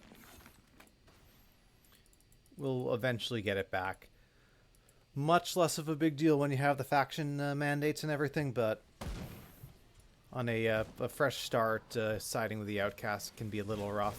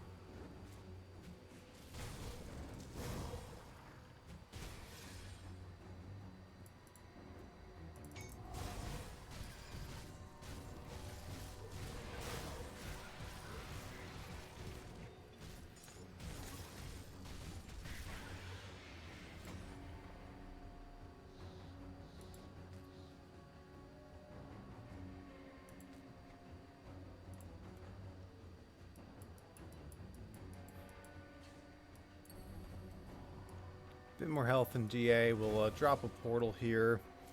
We'll get the Rift Gate, and then we'll go back. There's another shrine that we want to get.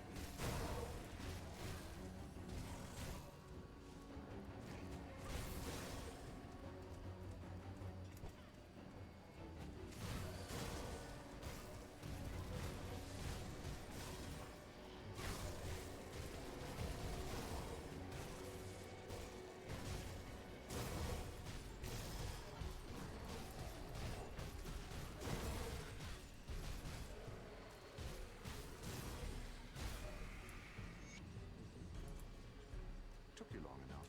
The cult of it appears that the ritual...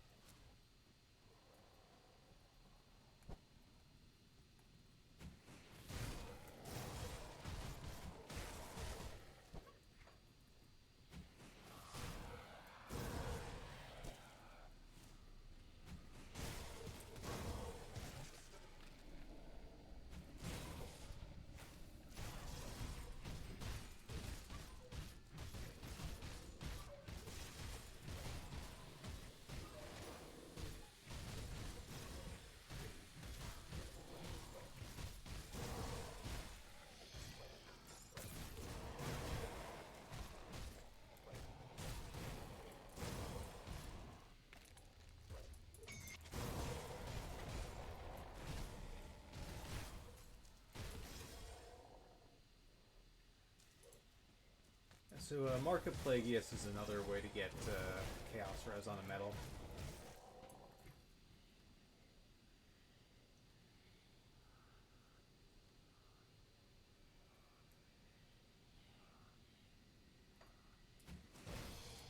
We don't need it because we have the Kaimon metal, but it's an option.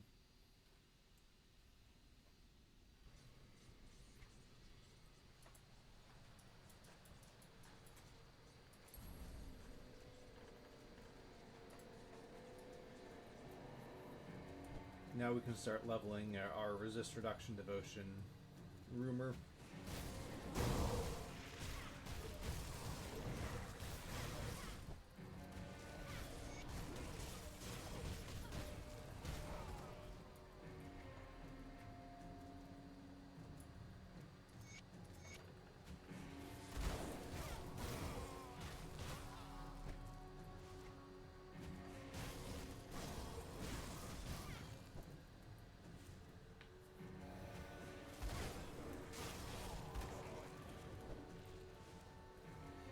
not having the rep to do the Elena quest is pretty rough.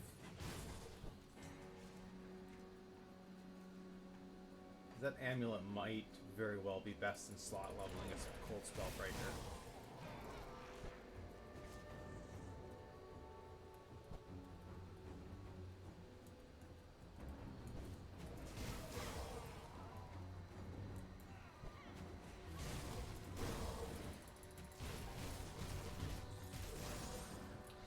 We're level 36 now, which means we upgrade our pants. Blood letters of attack. Our OA is going to go up pretty nicely. I think with the ancient armor plate, our armor rating is also going to go up.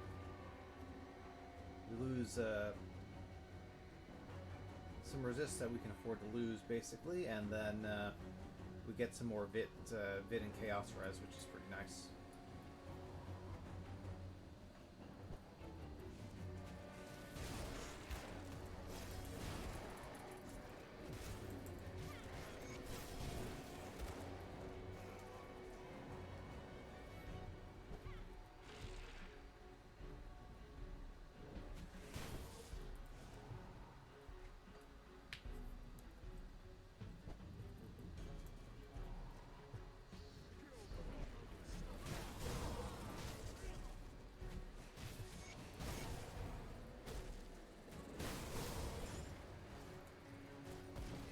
Ancient armor plate's valuable enough that I'm actually going to port back to town and use the inventor to remove it.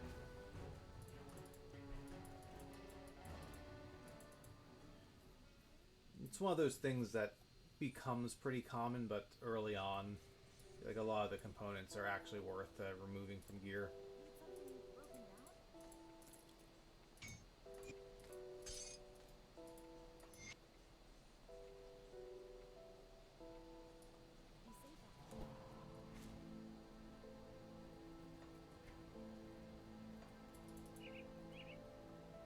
Got something good stashed.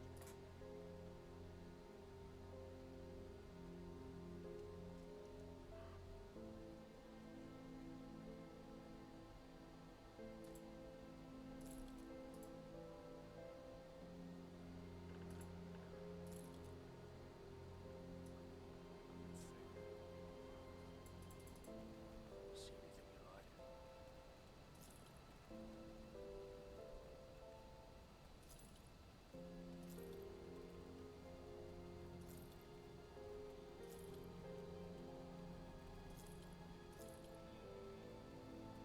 will spec.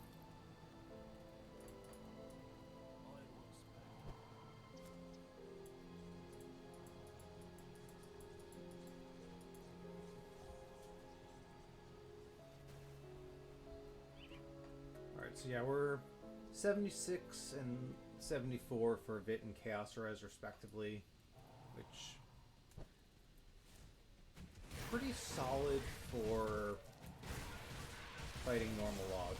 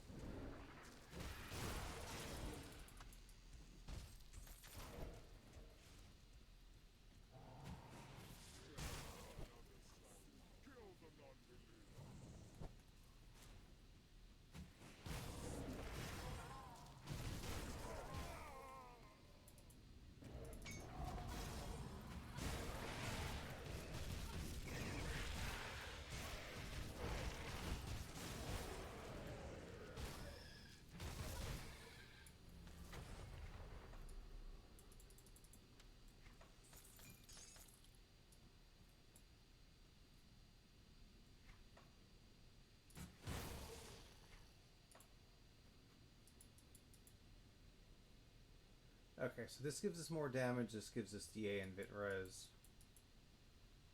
We also could start working on Amatok. I think we'll start working on Amatok, actually.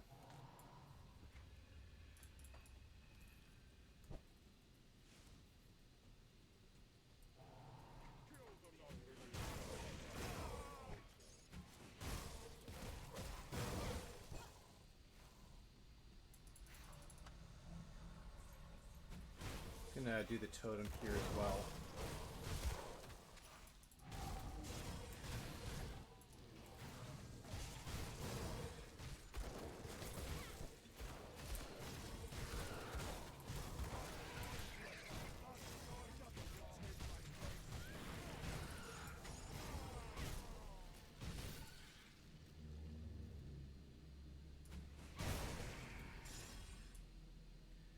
Obsidian Defender is very good if you're going to play Chaos Shattering Smash, but you want a Fizz-Res prefix on it, which it did not have.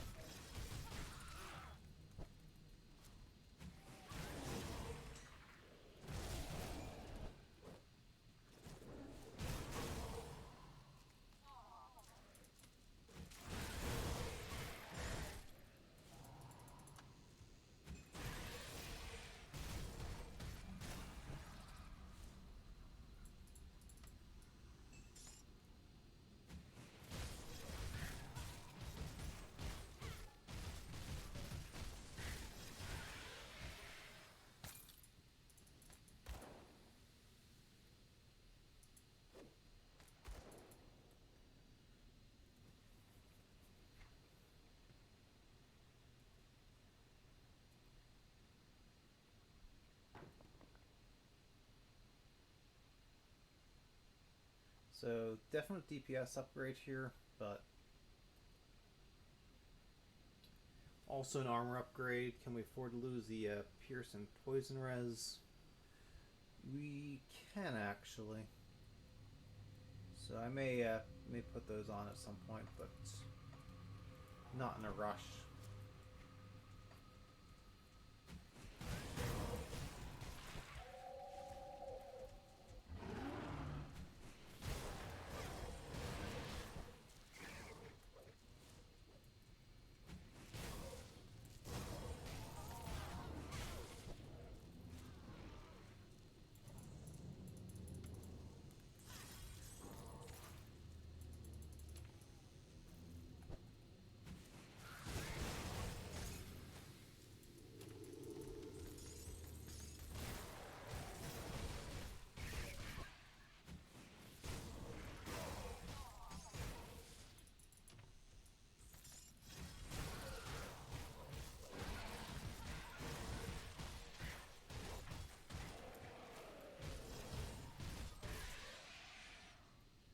So we finally got a Chains of Oleron, which is offensive ability, move speed, and trap res. So we're going to put that right on our chest piece. I'm waiting a bunch of levels for one of those.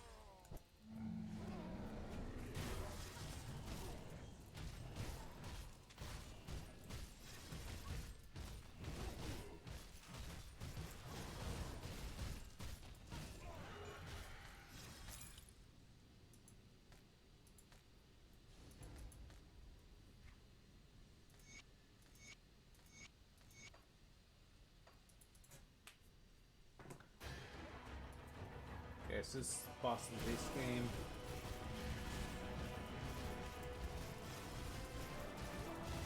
Our damage here isn't spectacular. We're still using the level 20 Spectral Longswords. That is something we definitely need to upgrade, but...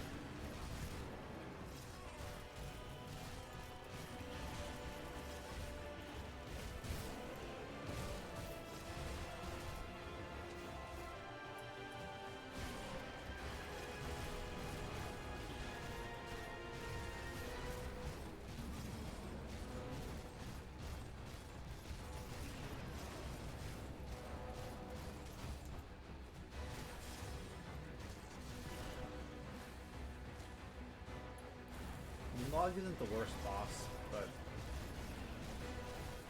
generally speaking, you want to dodge Sunder, even if it's on normal.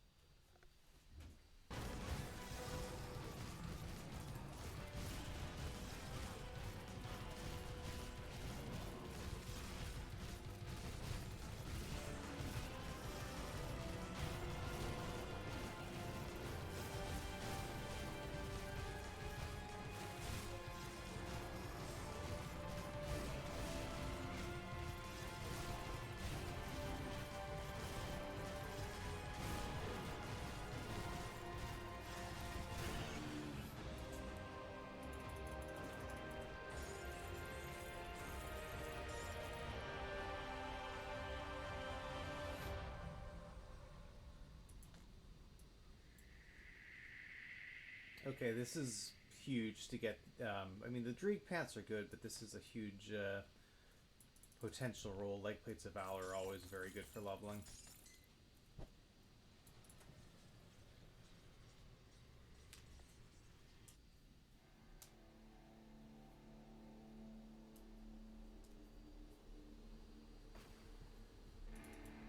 Yeah, I think dots can dots can trigger on attack.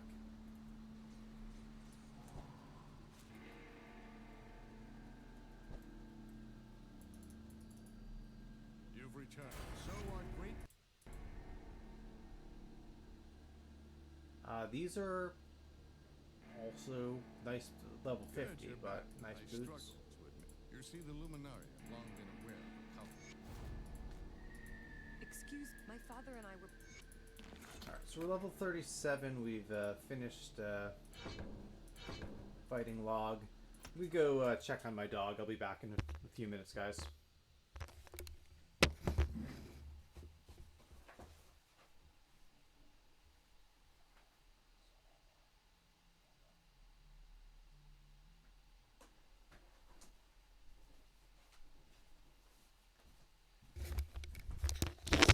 All right, I think the dog is fine. She's on some antibiotics. I took her to the vet yesterday. She's lost the nail in one of her paws, so they had to kind of get the remnant out. So she's a little slow and gimpy. She's wearing a cone of shame, but she just decided to come in and lie down near me. She just doesn't seem to want to or need to do anything, but she just wants the proximity.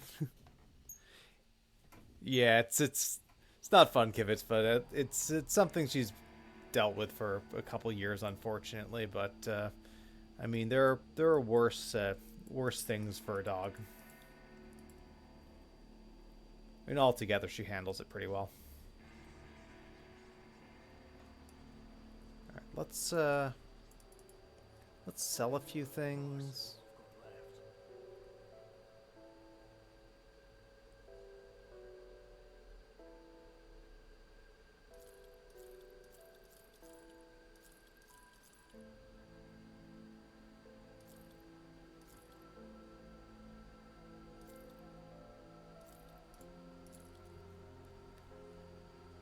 Okay. So these Ligorian shoulders, we lose Pierce Res, which we have plenty of. We get cold damage, we get Fizz Res, we get Vit Res, we get Slow Res. Yeah, we don't use the skills, but we don't really use the skills of the Murderer shoulders either, and this is a pretty nice upgrade for armor, OA, DA, Phys Res, a little bit more health.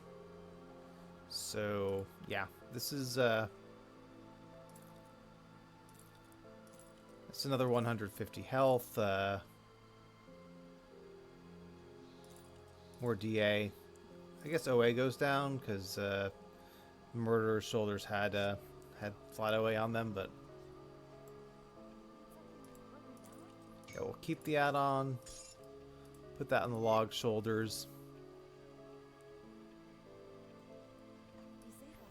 Yeah, okay, we are nowhere near honored with anyone, really, unfortunately.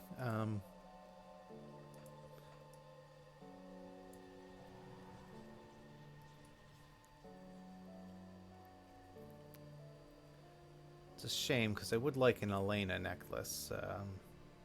See how bad bounties are in normal.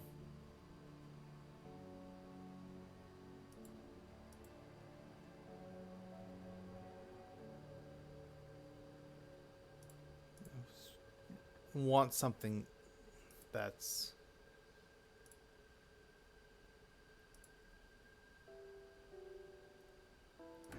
Alright, you know what, we're just going to do that. We'll see if it gets us probably very little rep. Probably waste of time, but... Alright, we're at...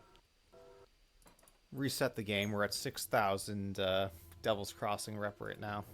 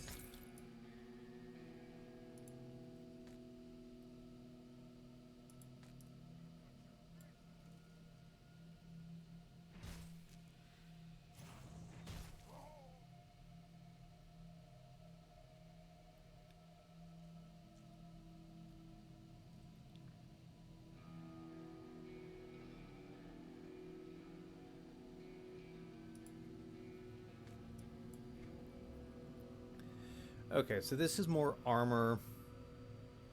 We gain...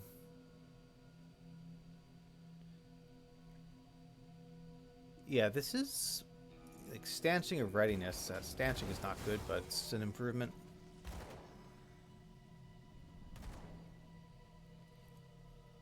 Yeah, I'm thinking it's not worth it. I'm just curious just to remind myself how bad this is. It's like 100 rep for killing random stuff so far. Bounty might give us like 200. It's pretty bad.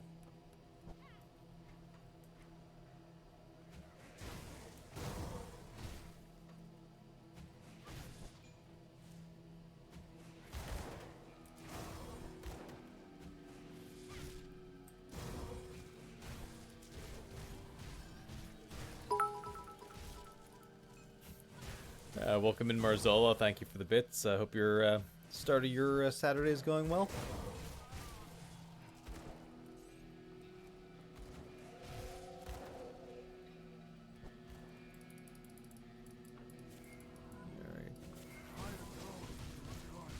Alright, kill this guy. Nullify Cronley's shield.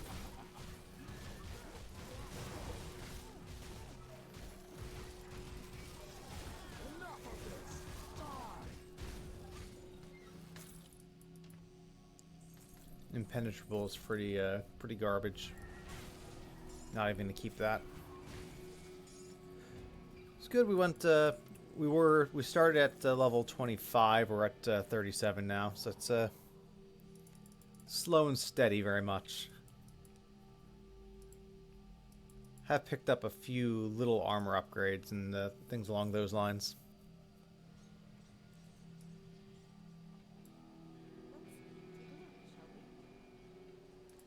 We're going to keep the add-on, apply it here. Yeah, our armor rating is slowly improving. We need more armor absorption, but one thing at a time. Let's actually go to Bloodgrove, see if the vendor there wants to sell us a spectral longsword we can afford. Otherwise, we might have to do a run through old Arkovia. Particularly, we could maybe farm Nomos Dread.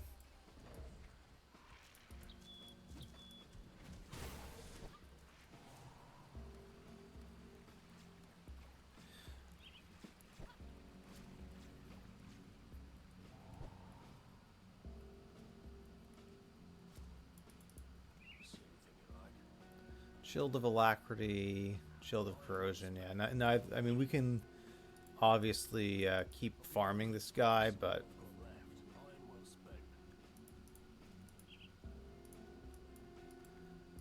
let's go to Broken Hills quickly, see if killing Nomos Dread gets us a Spectral Longsword.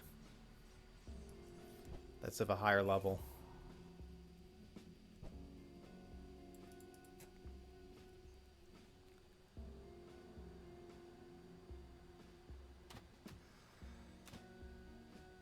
No, I did that quest. She dropped the Spectral Battle Axe.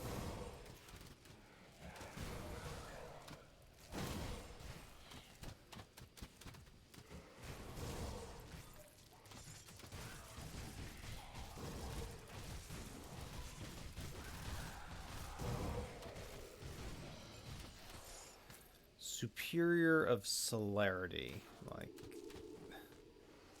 I mean, you dropped one, but I mean that's basically a spite drop right there.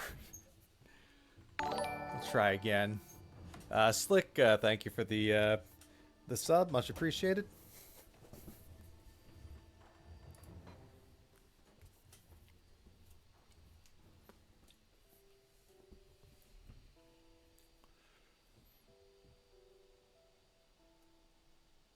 Superior isn't bad because it's flat fizz, which the sword converts 100%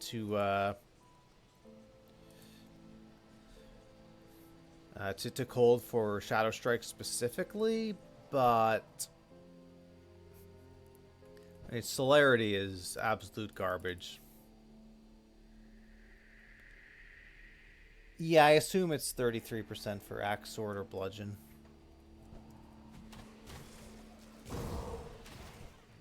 So we just didn't get what we want. It's the same as the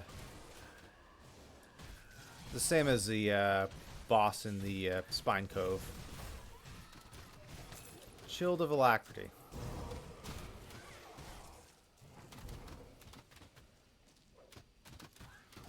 Yeah, it's... We'll hang on to it for now. We're not going to be very happy with it. It's just start up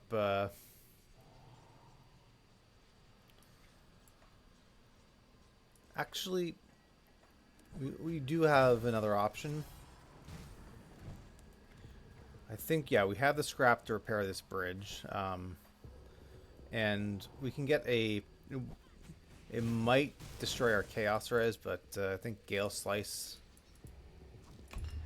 There's a boss here that drops a decent metal for us.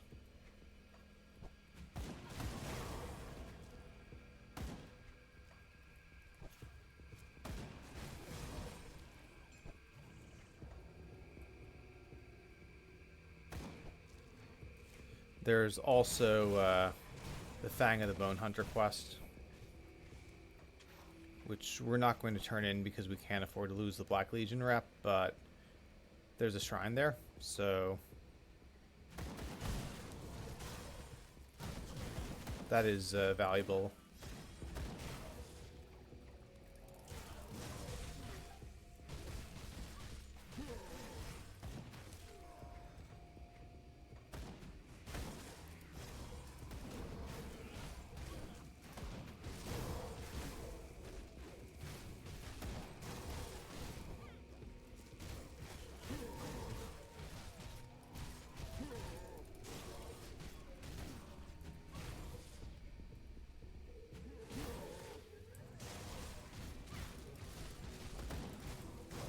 Hopefully there's no healers. If there are, we can kill them in time. Oh, yeah, you're a healer. You need to die.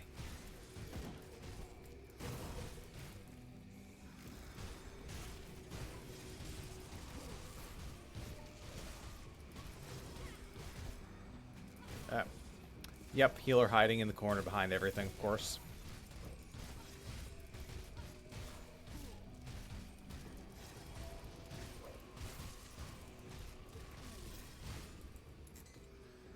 Vigorous of Soul Warding.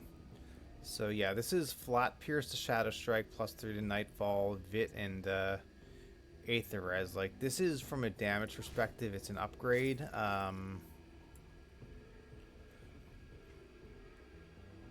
not 100% sure we can really afford to take it and lose all the Chaos Res, but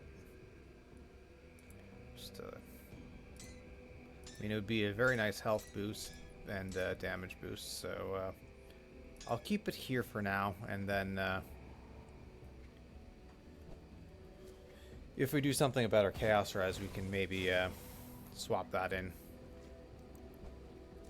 Vigorous gives us health. Soul Warding is alright for resisting other defensive things.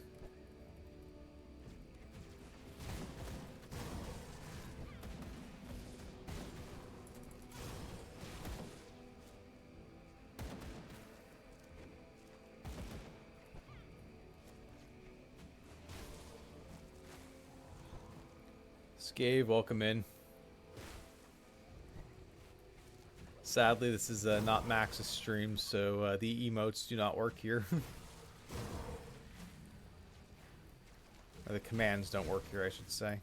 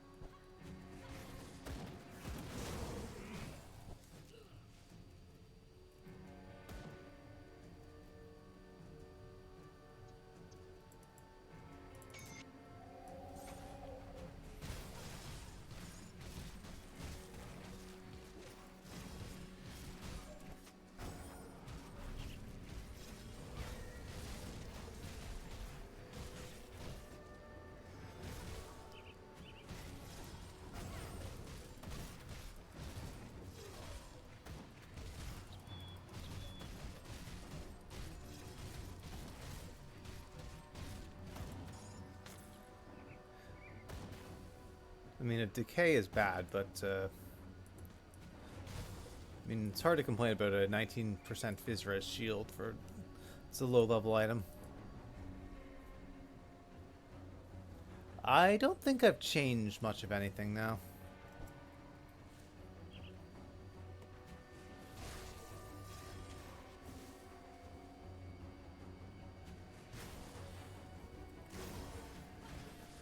Now, did Twitch change something and I didn't notice it? That is entirely possible.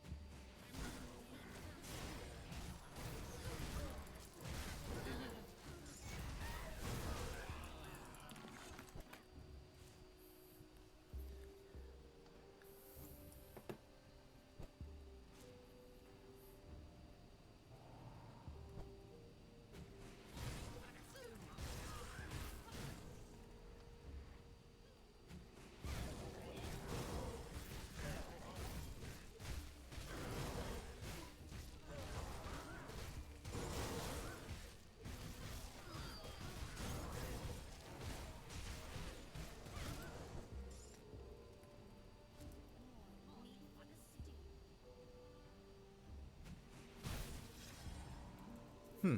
Hmm.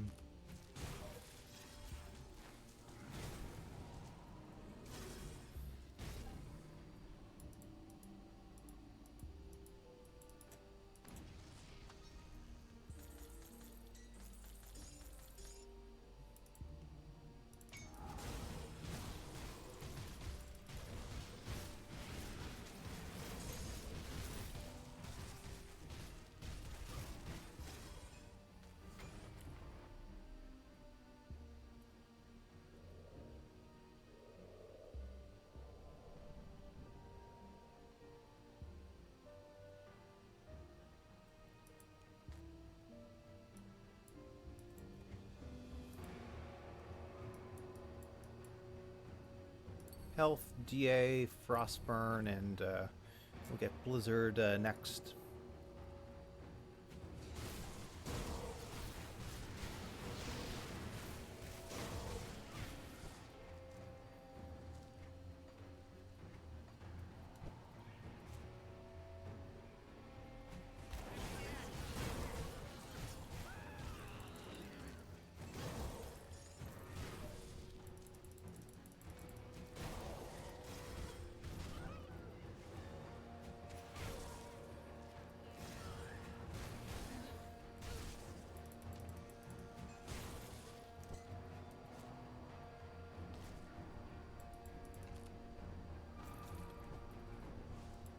Please, just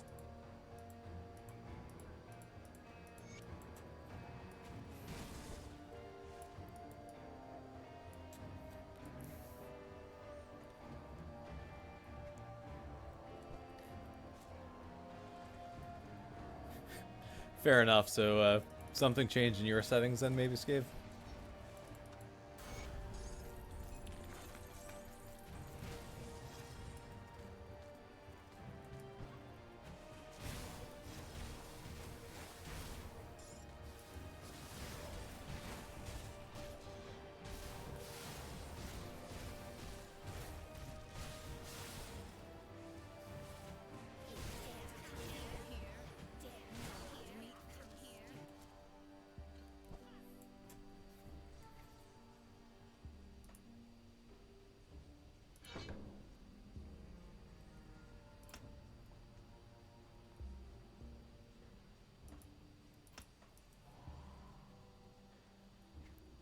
Ah, that makes sense.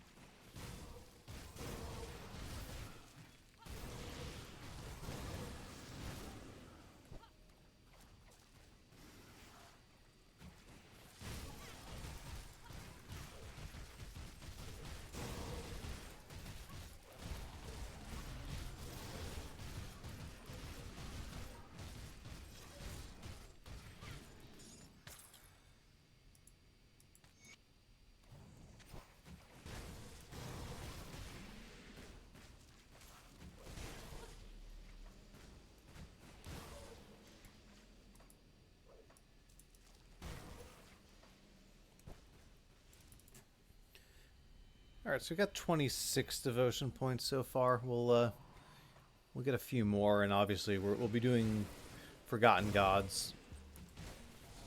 because this is a fresh start, so you actually have to play a bunch to get the rep you need for every faction.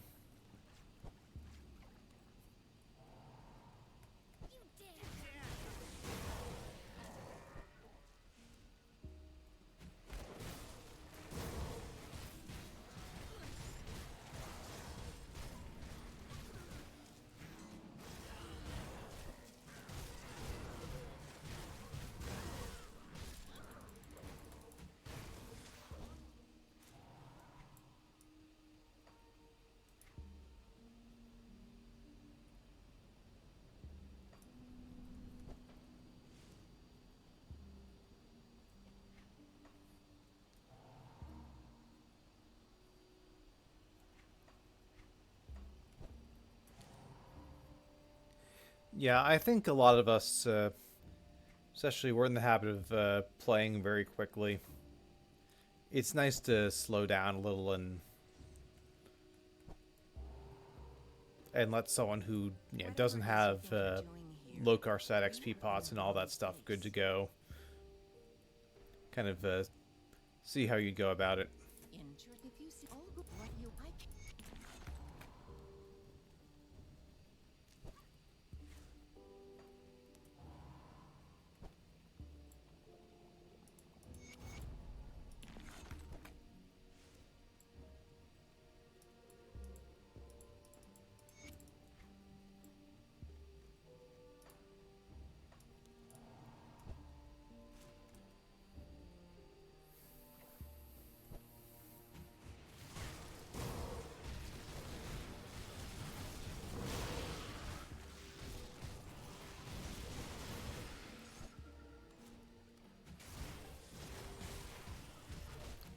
Alright, see if we get a decent living ring or two while we're in Malmoth.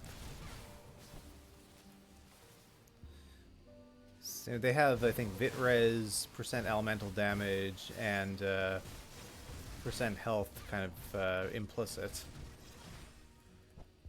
So for leveling a elemental damage character, it's pretty good.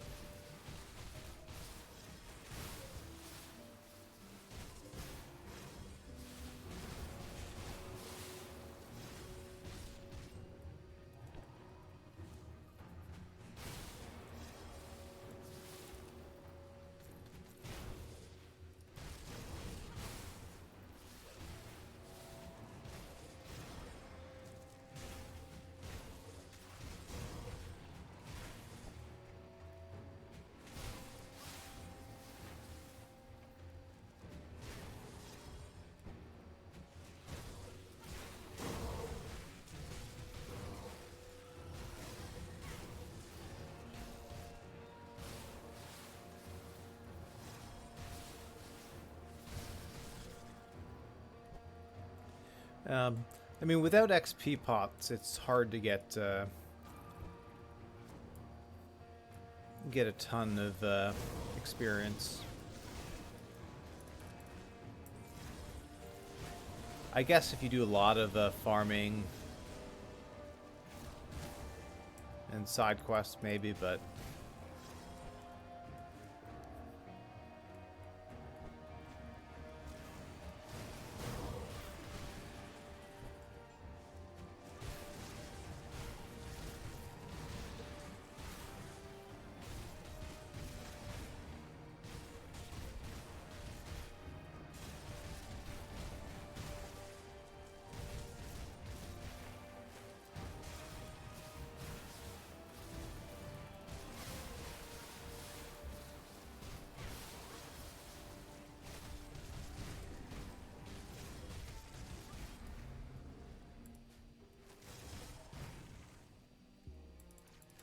hang on, I hear a cone of shame moving around. Let me check on the dog.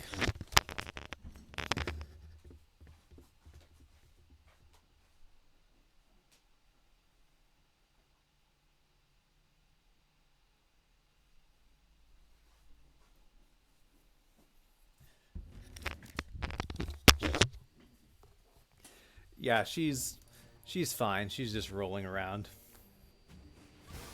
Sold out for a belly rub. Standard stuff.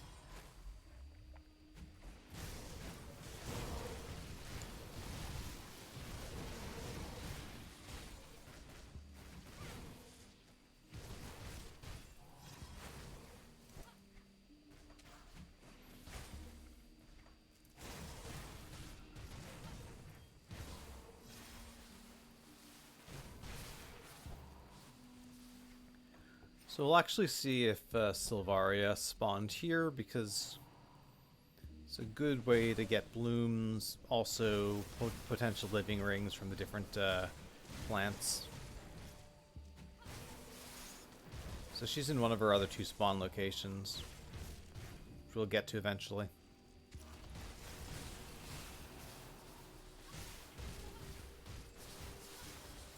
Okay, Mighty Living Ring of Celerity. This is elemental damage, physique, health, vit res.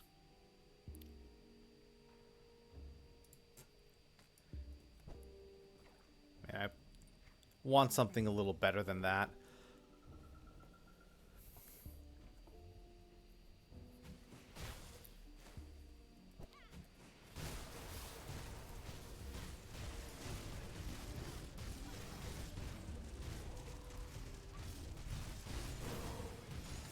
Alright, we got a Leaf Mane Alpha Horn. We'll need that later.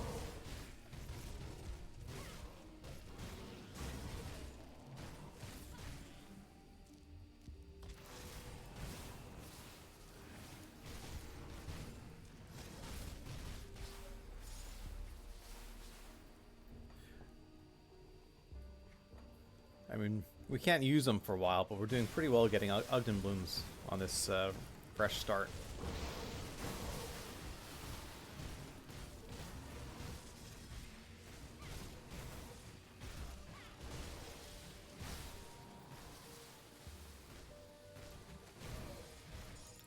Venom Gaze Bile.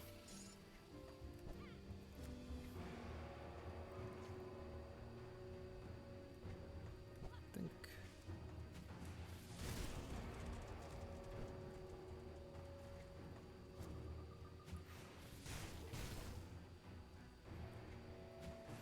Alright, so Sylvaria is in her 3rd spawn location.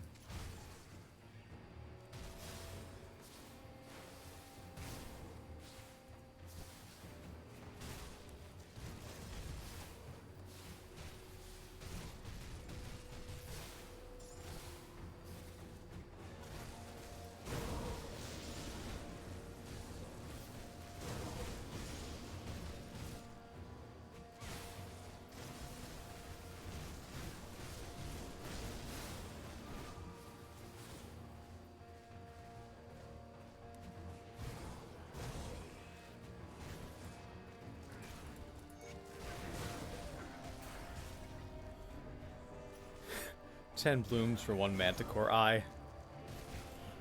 Yeah, a Manticore Eye farming is rough sometimes.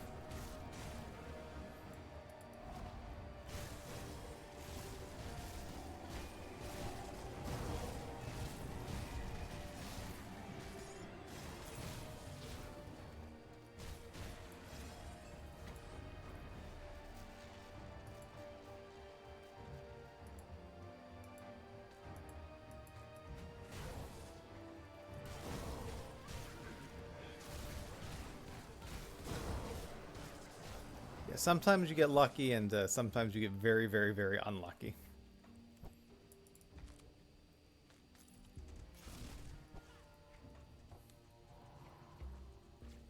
Manticore Eyes. I want to say relics, and I think there are a couple of gear pieces that need them.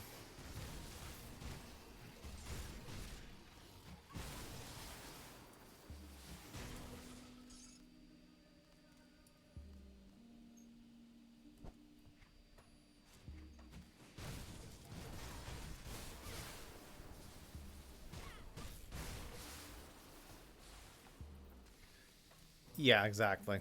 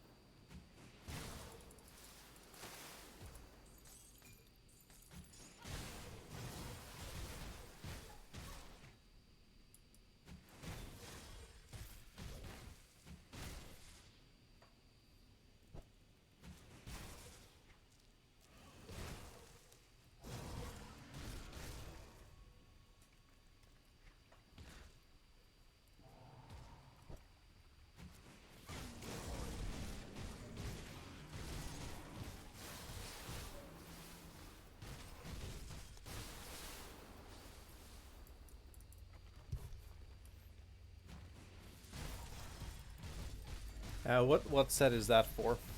20 Eldritch Essences.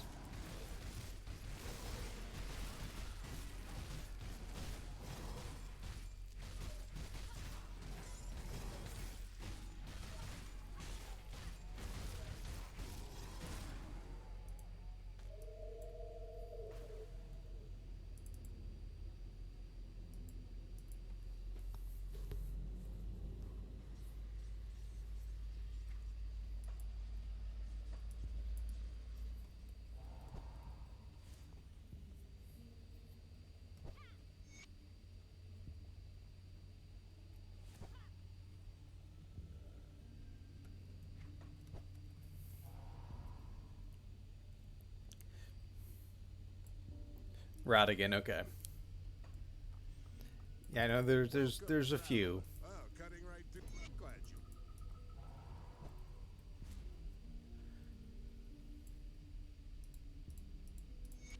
All right, we're just going to do the one quest to move the move things along for now. I'm not going to bother with the other quests right now. Eventually, we'll probably do them because we need rep, but for now we're good.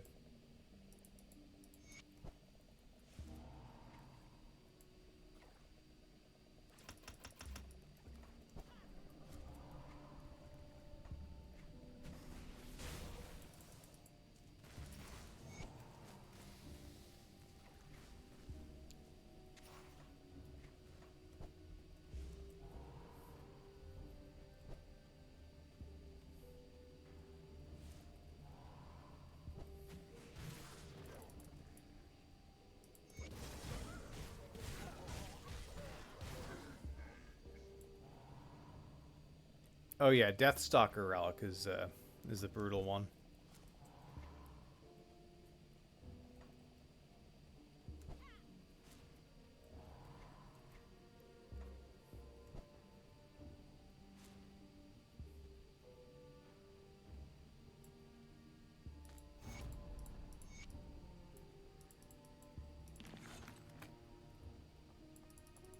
I am so.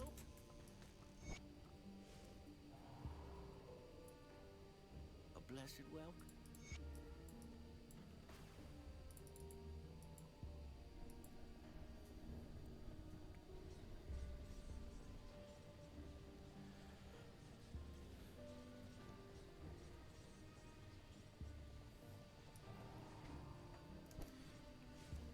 Yeah, I mean that's the other thing is the farming for the blueprint itself is a source of pain. Now that you have what you ever since the you have brought us deep beneath. You will find.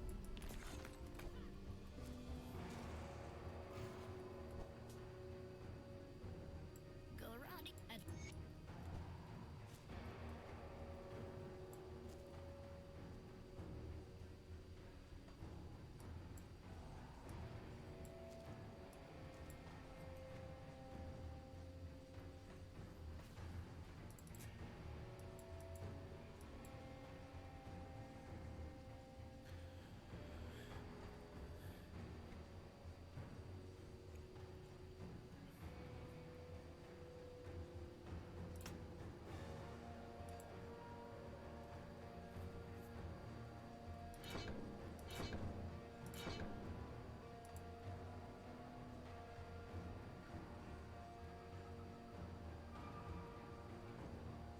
We're also going to want Elemental Awakening, so probably once we get Star Pact, I think, yeah, we'll just go for Star Pact right now.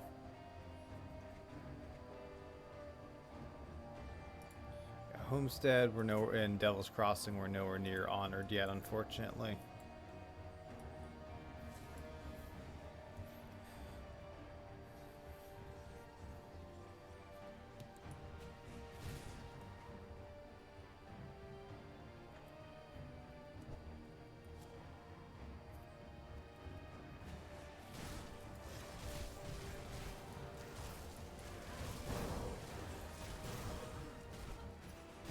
So we didn't get any living rings on this run, unfortunately.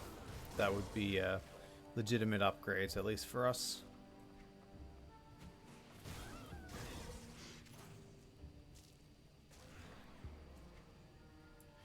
Leg plates of valor are nice, but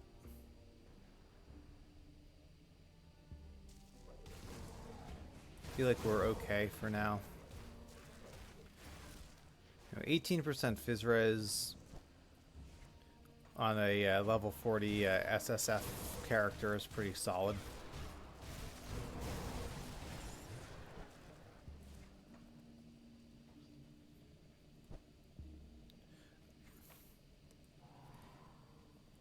Yeah, that's Killarian Soul and all the Manticore Eyes.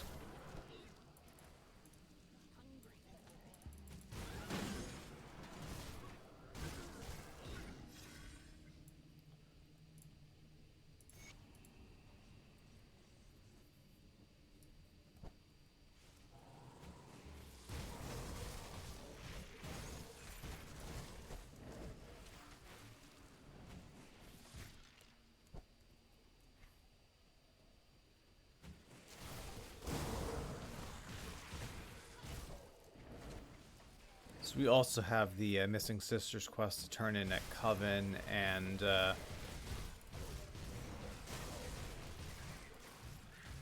there's the Wraith that we can kill for a Wendigo Spirit. There's also a shrine in that area, so we'll do that once we get through the Void.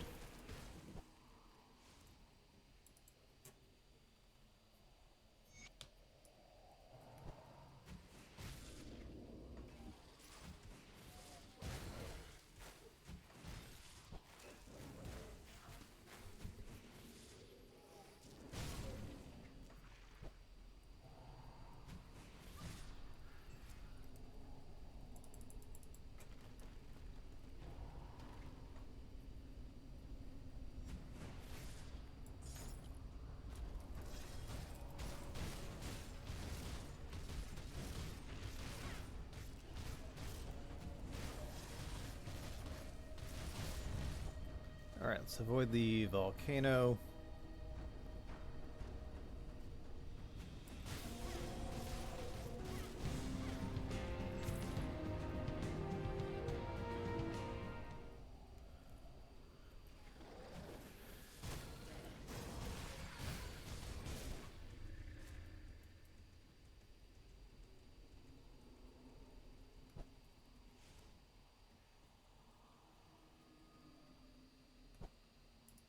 Is that you, Mother? And in Fort Ulgrim? Yes, to Mount I see.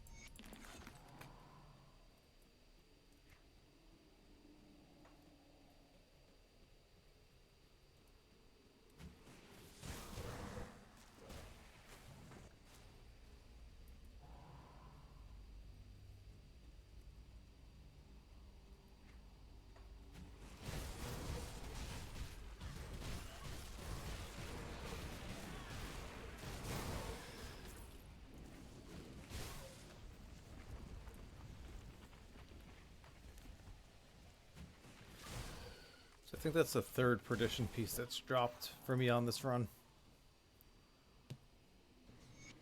It's good. You're right. Oh, to the north.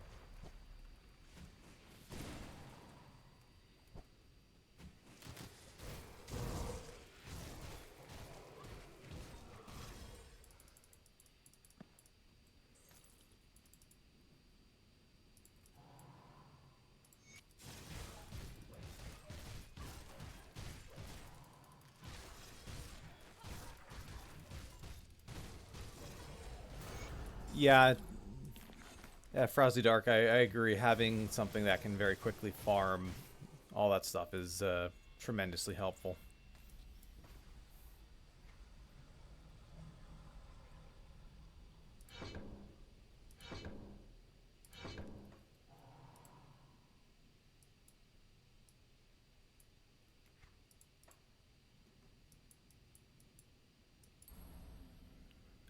guess we'll put this on Ring of Steel for now.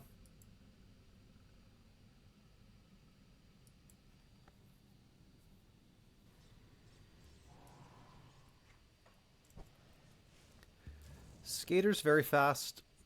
I like ultra low cooldown Shadow Strike as well, but it's a different play style.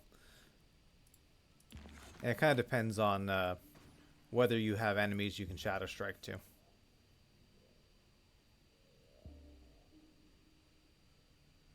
But you can't go wrong with Skater.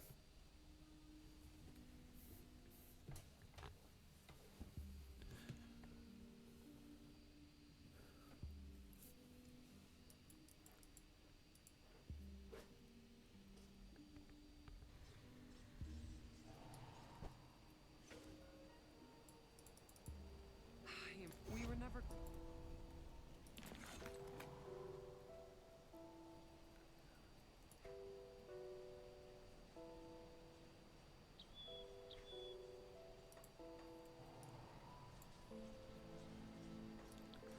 Oh, yeah, I did this bounty that I forgot to turn in because bounties are pointless. Let's see what pitiful amount of rep we get for this.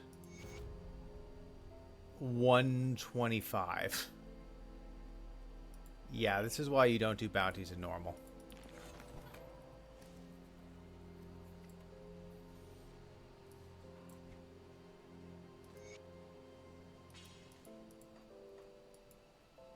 I'll give you a good price for what I've got left. Alright, sell some things.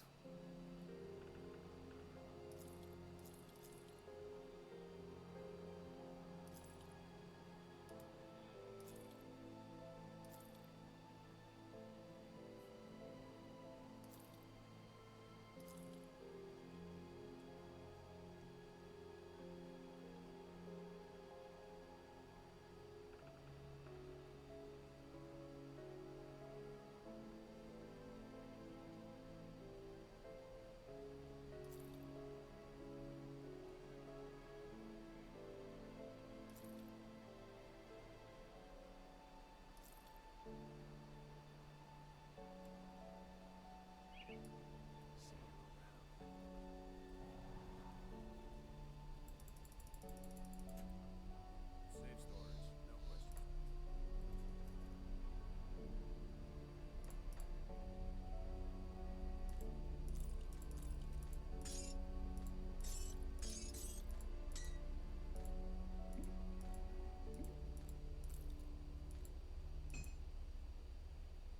It's safer. Promise. See anything you like? Land well spent. I would think you go Torch. Especially if you're playing Vanquish or Templar, Caldor's Tempest gives you reduced target's damage.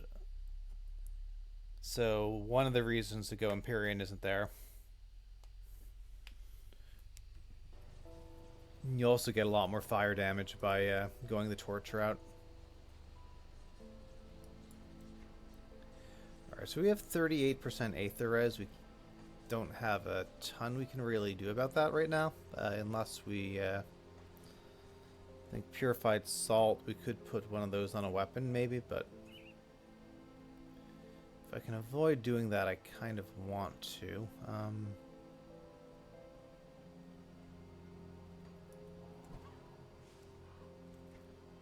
I may also take a quick look, go back to the Blood Grove, see if we can get an upgrade.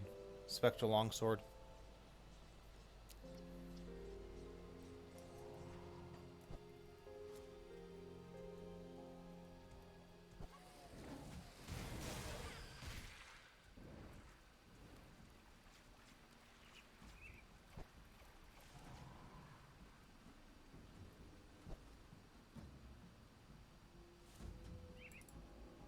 I'll give you a good price for what I've got left.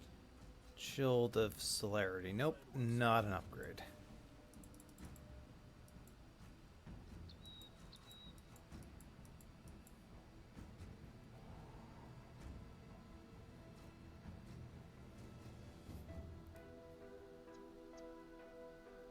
Kratos, welcome in. Yep, playing Spellbreaker.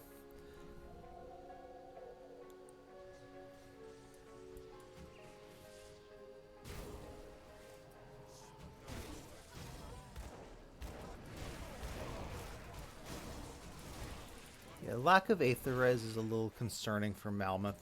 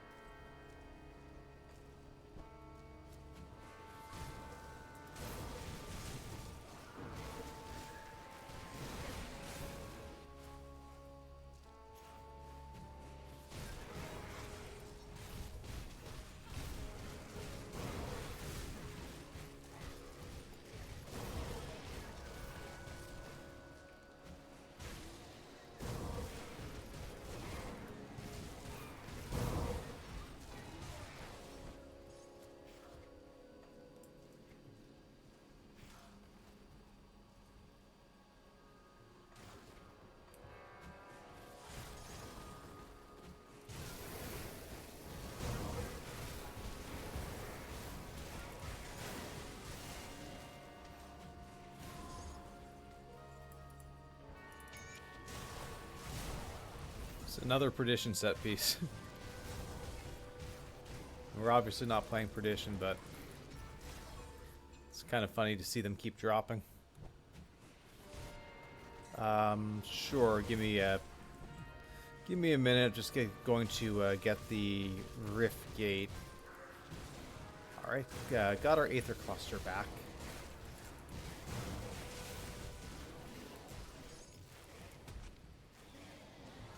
Yeah, there we go. We'll get a few more of those in Malmoth as well.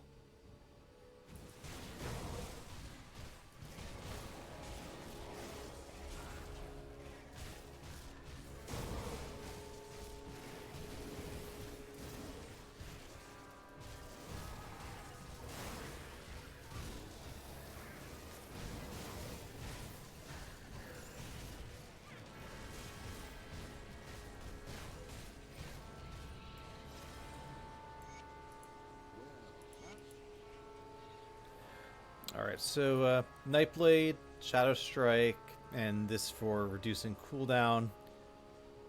Dual Blades for the Fizz Res and damage. Everything else just one-pointed right now. Arcanist, we're trying to get Star Packed here. We have mostly everything's one-pointed. A little bit more here for the damage absorption. That's pretty much it. All right.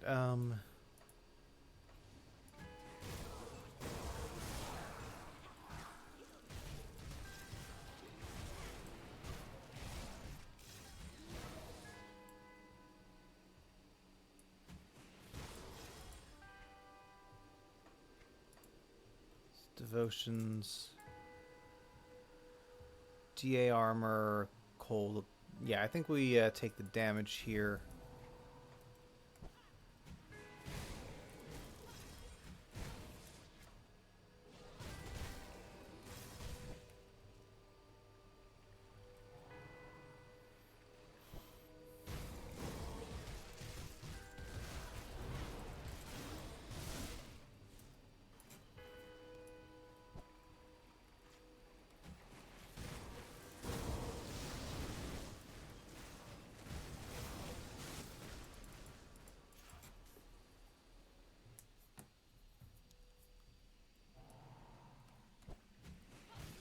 leveling with TSS.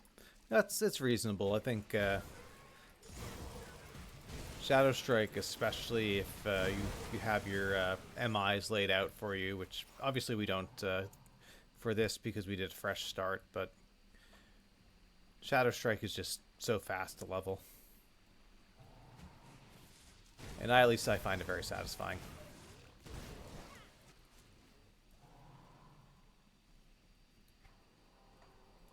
Yeah, the Spectral Bludgeon, I assume, for TSS.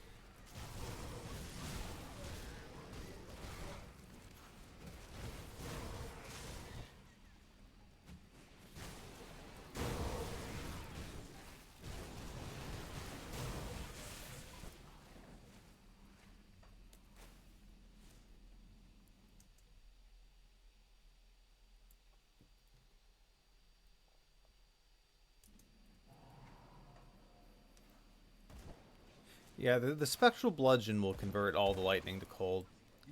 But if you don't want to use that, you are kind of dealing with multiple damage types.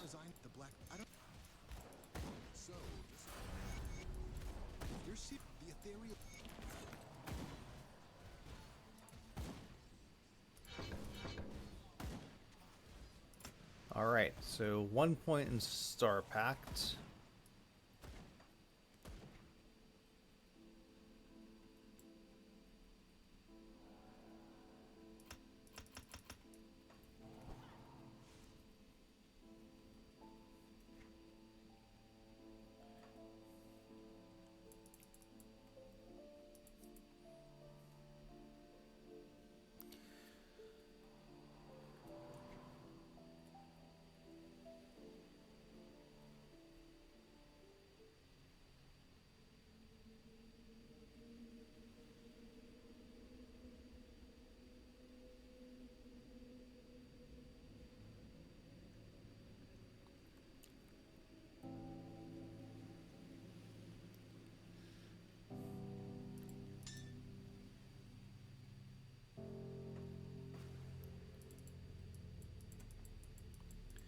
Alright, I'm going to make a gear swap. I'm going to use this Gale Slice metal.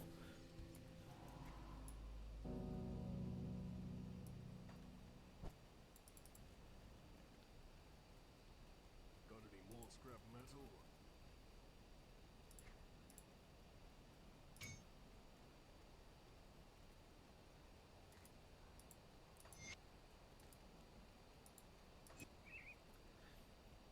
And so this completely destroys our Chaos Res, but it makes our Aether Res a little bit more passable. And I think in Malmoth I'd rather have that.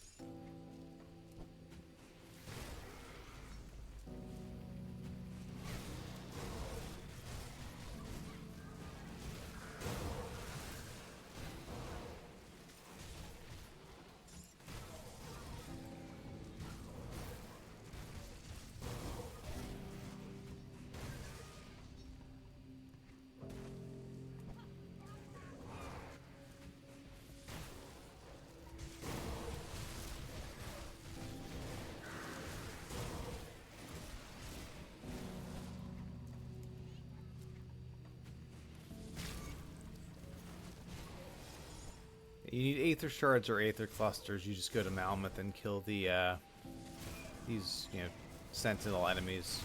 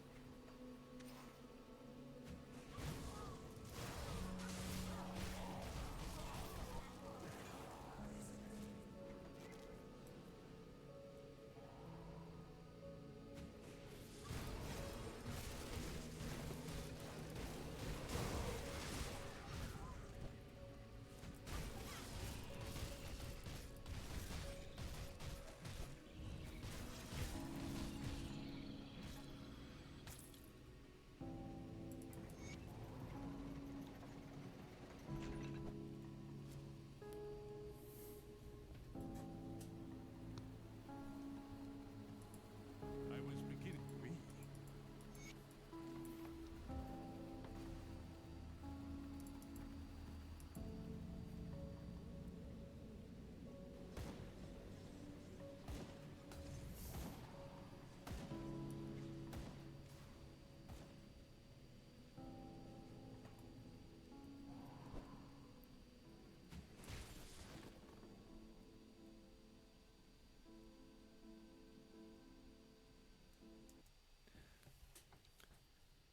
Yeah, so that gets into this weird part of Grim Dawn where some some things are considered supplemental skills on top of the main skill, whereas other things are just you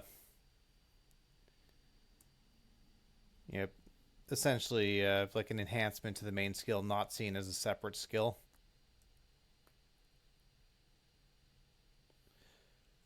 I'm not sure about TSS.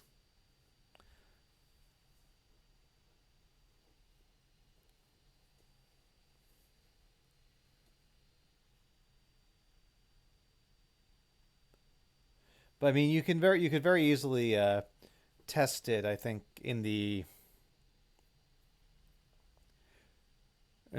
second screen on the character page, it should tell you all the damage that TSS is doing.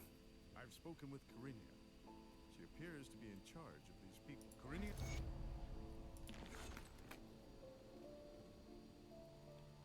Yeah, like Kibitz is saying.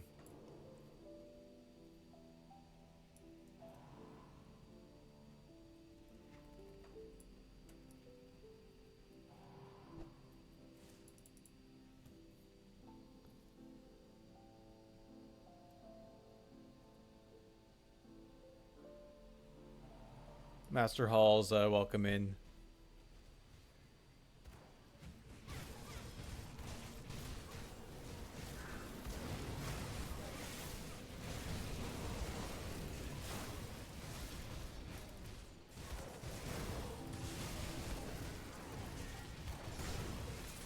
When we get this Rift Gate, let's look at the TSS skill for a second.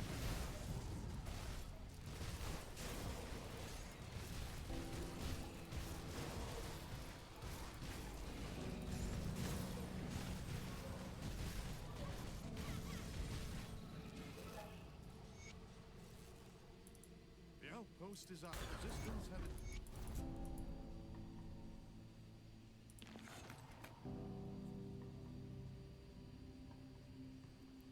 So TSS, Frozen Core.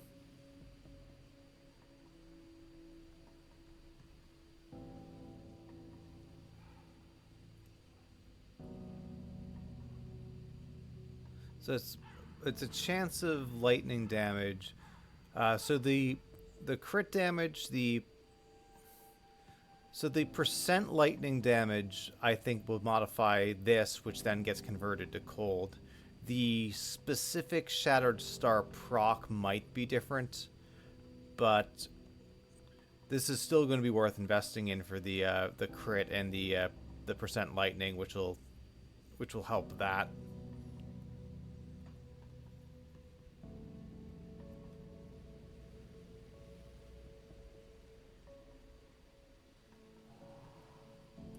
There you are. Well,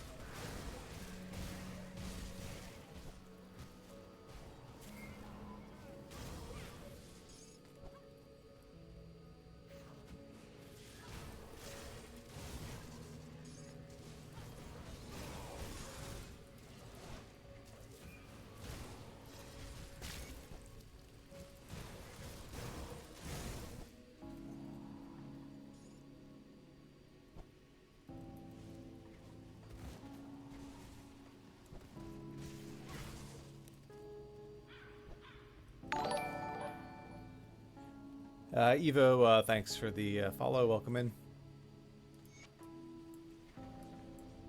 Well, good. Get the Yvonne quest.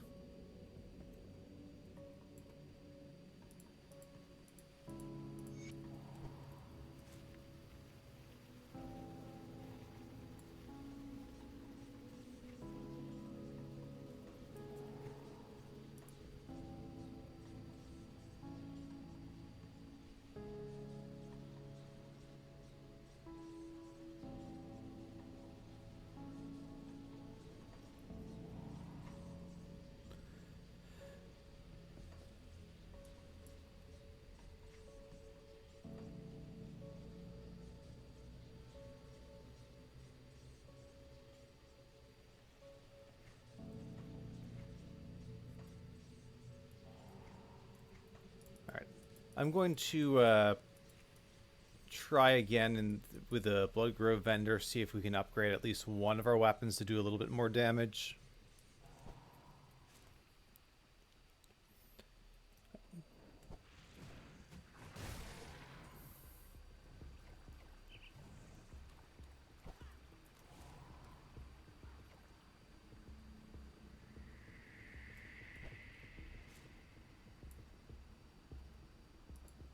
Come see what's left of my wares. Rime Frost of Frostbite. Yep. 94,000 iron, but See you around. whatever. It's fine. It's a substantial improvement. And, yeah.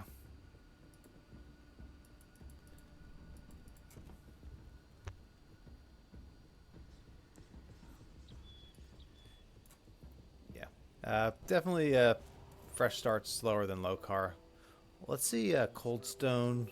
It's a pretty basic blueprint. It's very easy to get. Alright, yeah, this is just chilled steel. Let me make sure I actually have the chilled steel components. Because the idea... Yeah, we have 22 of them. Okay, perfect. 23. I do the best I can with what I've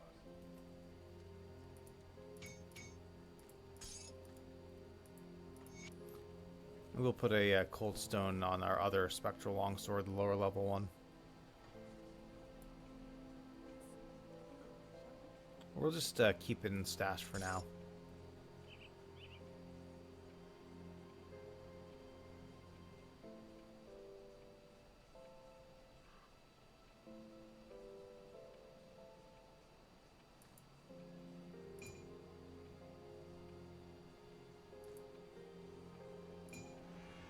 Yeah, that's a fairly substantial DPS increase.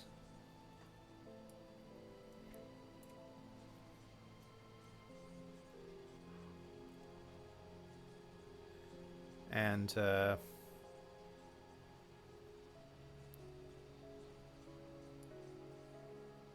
I think we can afford a black tallow now for Chaos Res. This is a blueprint that you'd have to buy from Vigil, I think, or Kaimon, depending on who you sided with.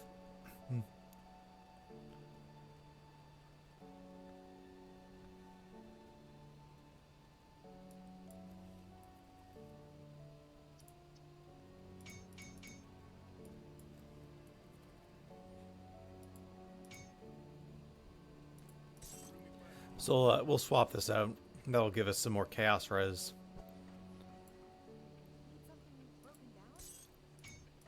We are eventually going to be getting an Elena's necklace, but we need the quest to get to that area. Alright, so yeah, 52 Chaos, 50 Aether. Elemental's almost capped. These resists are not bad for this point in the game. Let me actually get a Grim Tools at trying to update these periodically.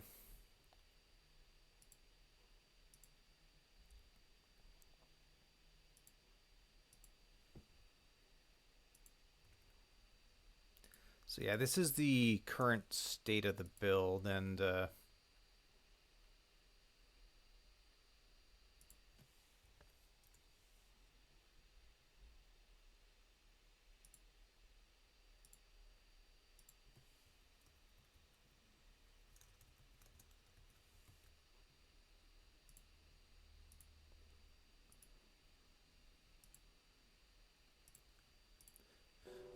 this way anyone who's following along can kind of see the progress of how the build is slowly becoming a little bit better.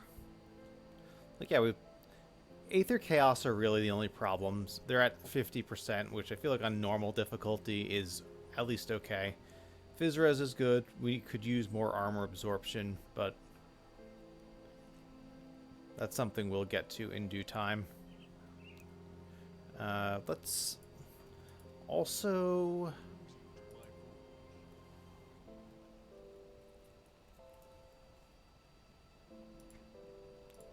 So Slaughter Relic requires 3 Manticore Eyes, which we don't have, so I'm not going to allow myself to craft that.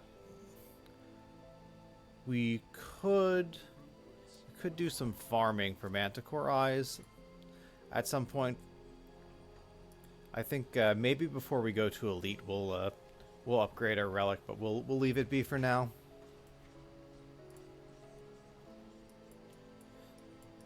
We have Behemoth, Rumor, Blizzard, and Turtle devotions now, and 28 devotion points unlocked. So we're moving along with that.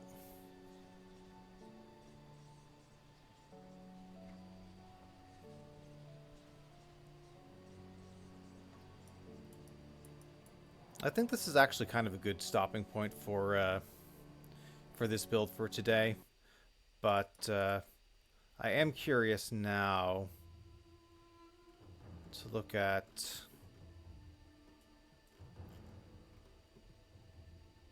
TSS.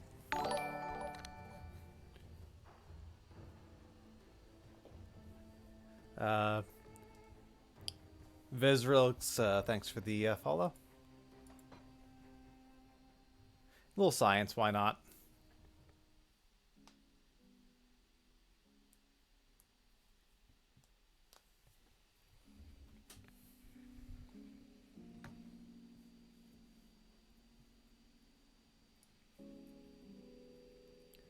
So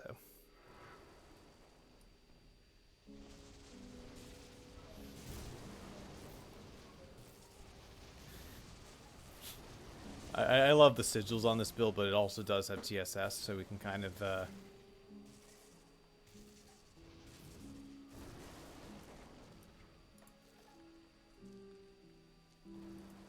we have to put Trojans on something. So right now this is cold and lightning. Let me find a spectral bludgeon and then see what it does.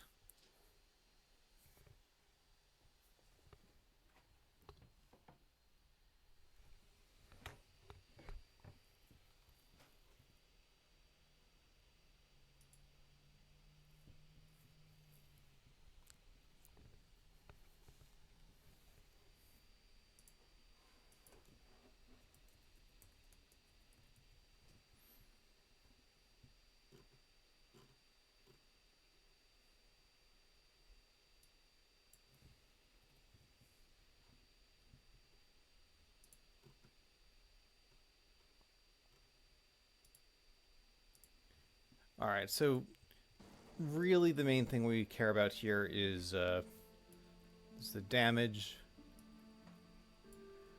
And sometimes the tooltip isn't necessarily going to update, but Got something neat stashed.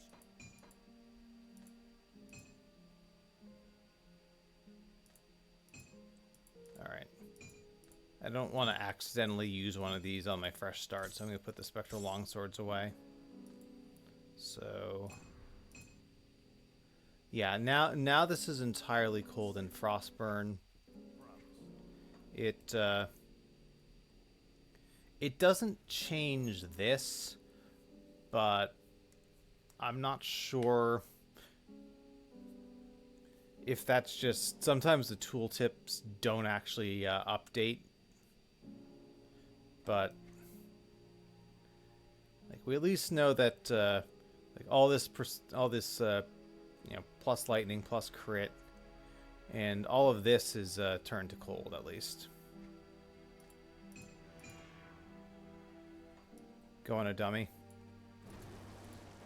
Sure.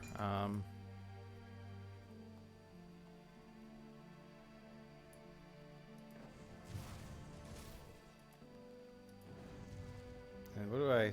Oh, I have Blizzard on this, but...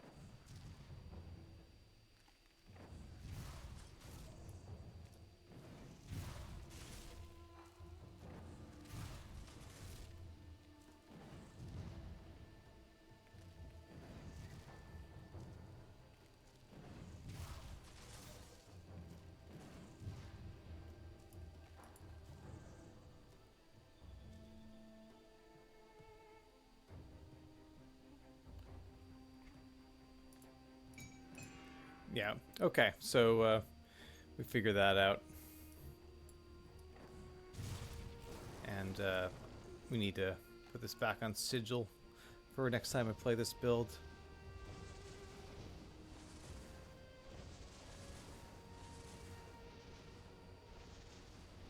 I mean, having 10 or 11 sigils down at once is just pretty crazy. Yeah, this is a fun build. Alright, well, did a little science. We got this cold Spellbreaker up to level 37. We've upgraded the gear a little bit. So I think that's, like I said, that's a good stopping point. We'll finish. I think I'm just going to continue playing this fresh start Spellbreaker until I might do it until we kill Lokar, but we'll at least do another couple episodes. I do have some other builds that I need to get back to finishing, but I've been enjoying this so far. Looks like Rainan's on. We'll go say hello to him. Appreciate everyone hanging out. Thank you for the resubs and the bits, the new follows. I'll see you guys on Tuesday evening. Let's go say hi to Rainan.